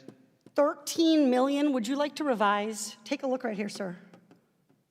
Sorry, you asked salary. I gave you an answer to the question about salary. I'm sorry. Let me rephrase. How much did Amgen spend on compensation for the top 5 executives? Thank you. That's the number you've written on the board. Thank you. Could you say that number, please, for the committee? Yes, I'll assume that your number is correct. It's $124 million. Okay, wonderful. And then my final question is, how much did Amgen spend on stock buybacks in that same 2-year period? Sorry, 2-year or 3-year period? Right here, 3-year period, sorry. 3-year period. I don't know the number off the top of my head, but that includes the period where tax reform was implemented. So I would guess it's on the order of $30 billion. Yeah, right around this number. Can you say it for the committee? I'm not a witness, sir, so I can't testify as to your profits. I need you to state the number. The number that you have written is $28.6 billion. Thank you. Amgen, so you spent double, more than double, almost triple on stock buybacks over the 3 years as you did on R&D. Is my math correct? $10 billion is roughly 1/3 of $28.6 billion. Yes, but what you haven't included there is the capital that we allocated to acquire research and development externally, which would be about $19 in that period. Okay. You make an anti-inflammatory drug called Enbrel, which is used to treat conditions like arthritis. Mr. Bradway, did Amgen do the research that led to the creation of Enbrel? No, not the original discovery. First of all, we've done billions of dollars of work on Enbrel. It's just a yes or no. Did you do the research that led to the creation of Enbrel? Congressman, I stand by my answer. The Enbrel that you use, that patients use today, did we do the research and development work associated with it? Absolutely, quite a bit of it. Did you yourself run or oversee the trials of the drug? Did any executive at Amgen help invent this breakthrough drug? No, I did not. I was not involved in breakthrough development of the drug or the discovery of the drug. In fact, Enbrel was invented at an academic medical center, and its discovery was funded largely by taxpayers. Amgen later acquired the biotech company who manufactured Enbrel. Amgen did not directly pay for the discovery of Enbrel, correct? No, that's incorrect. Your statement is wrong. Enbrel was discovered by scientists at a biotechnology company called Genentech. Okay. What I'd like to do now, Mr. Bradway, is I'd like for you to please explain to the American public why you and 4 other executives deserve to pay yourselves tens of millions of dollars each year. I've got an empty whiteboard ready to take down your justifications.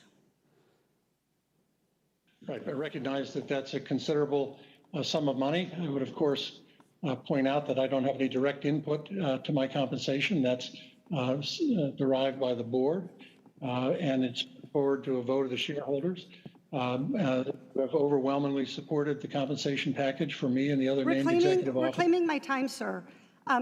Do you not know why you're getting hundreds of millions of dollars, tens of millions of dollars a year? What is the justification? I'd like to show the American people. Yeah, our compensation is consistent with competitive positions at other companies. Mr. Bradway, like reclaiming my time. The other guy gets paid too much too isn't a justification. I'd like to hear what you do to deserve $124 million in salary, you and your top 5 executives, over a 3-year period. Well, more than 90%. Gentlelady's time has expired. The gentleman may respond to her question. Okay. More than 90% of my compensation is based on performance measures that include how our shares perform relative to the market, and our compensation program is aligned with that of our owners, our share owners. And so a large part of my compensation reflects the fact that we've been creating value for our share owners by advancing innovative medicines like those that we have in the marketplace today. I wish you would focus on creating value for sick patients, Mr. Bradway, not just your shareholders. I yield back. The gentlelady yields back. Mrs. Kelly, you are now recognized for questions. Mrs. Kelly. Thank you, Madam Chair. I want to take a moment to address an argument we've heard a lot about today, that pharmacy benefit managers are responsible for rising drug prices. Mr. Trudeau, I'd like to start with you first. The average net price per unit of Actar, which is the price of the drug after subtracting all rebates and discounts, has increased every single year since, I'm not going to pronounce this right, but Mallinckrodt purchased Actar. I would like to put on the screen a graph of the average net price per vial of Actar between 2015 and 2018. This graph was created using data your company provided to the committee. You can see on the chart that in 2015, the average price was around $30,000, and in 2018, it was around $33,000, basically increasing by nearly $3,000 in 3 years. And that is after factoring in rebates and costs. Is it fair to say that Actar's price increased at a faster rate than any discounts or rebates provided to PBMs or others in the supply chain?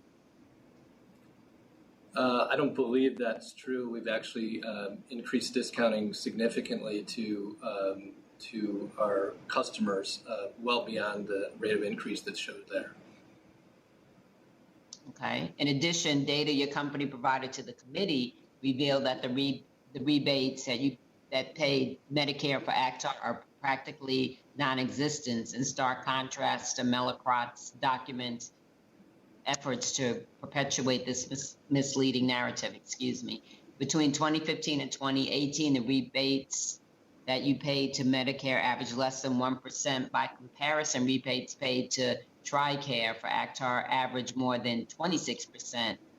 So turning to you, Mr. Bradway, U.S. net price of Enbrel, again, the price of the drug after subtracting all rebates and discounts has also increased since 2014. The same is true for Amgen's drug Sensipar. Even though rebates were stable, Amgen increased the price of Sensipar by 34% between 2015 and 2018. And finally, to you, Mr. Kendris, data provided to the committee reveals that between 2011 and 2015, the net price of your cancer drug, Gleevec, increased by double digits annually. At the same time, your data suggests that the rebates Novartis paid for Gleevec remain lower than Big Pharma would lead the public to believe. Between 2009 and 2015, before Gleevec lost exclusivity, the average of all discounts and rebates provided by Novartis related to Gleevec sale was just 15% of total gross sales. Let's be clear, PBMs certainly play a role in our current pricing system. We won't deny that. But based on the data we have received, it is equally clear that pointing the finger at PBMs is a convenient way for drug companies to deflect blame for their own actions. So it simply cannot be that it's just PBMs are responsible for all of these price increases. I don't know if anyone wants to comment on that.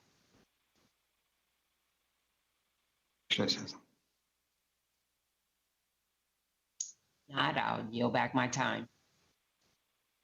The gentlelady yields back, and the chair now recognizes Mr. Comer for his closing comments. Well, thank you, Madam Chair, and I'll be very brief. We've had 2 long days of hearings. Hopefully, in the future, we can come together and instead of identifying all the problems, we can try to work towards some solutions to those problems. I want to mention that many of the problems that my friends on the other side of the aisle mentioned today can be solved in H.R. 19, our bill, the Republican bill. For example, Representative Wasserman Schultz was mentioned several times the pay for delay settlement. And we don't like that. I don't think anybody likes that. That's bipartisan. And that's in our bill in H.R. 19. So I think that there's an opportunity to work together on this issue moving forward, and I certainly hope that we can do that. With that, again, appreciate the hearings that we had. I appreciate all the witnesses that came before us over the last 2 days, and hopefully we can work together moving forward, because this is an issue the American people are demanding Congress address, and I think that we can do that, and I hope that moving forward, we work in a bipartisan way to have solutions to the problems. I yield back. The gentleman yields back, and I thank the gentleman and I can assure you that my colleagues and I are open to working with you for solutions and solving this problem. Before I close, I'd like to enter into the record a letter to the committee received from the mayor of Rockford, Illinois, Thomas McNamara. The mayor's letter explains the various essential services that the city would have funded with the $500,000 that it spent on ACTAR. He mentions installing 350 streetlights, planting 2,000 trees, or replacing 2 miles of sidewalk. I ask unanimous consent to place this letter into the record. Without objection, so ordered. With that, let me close by thanking the all six of the CEOs who agreed to participate in these 2 days of landmark hearings.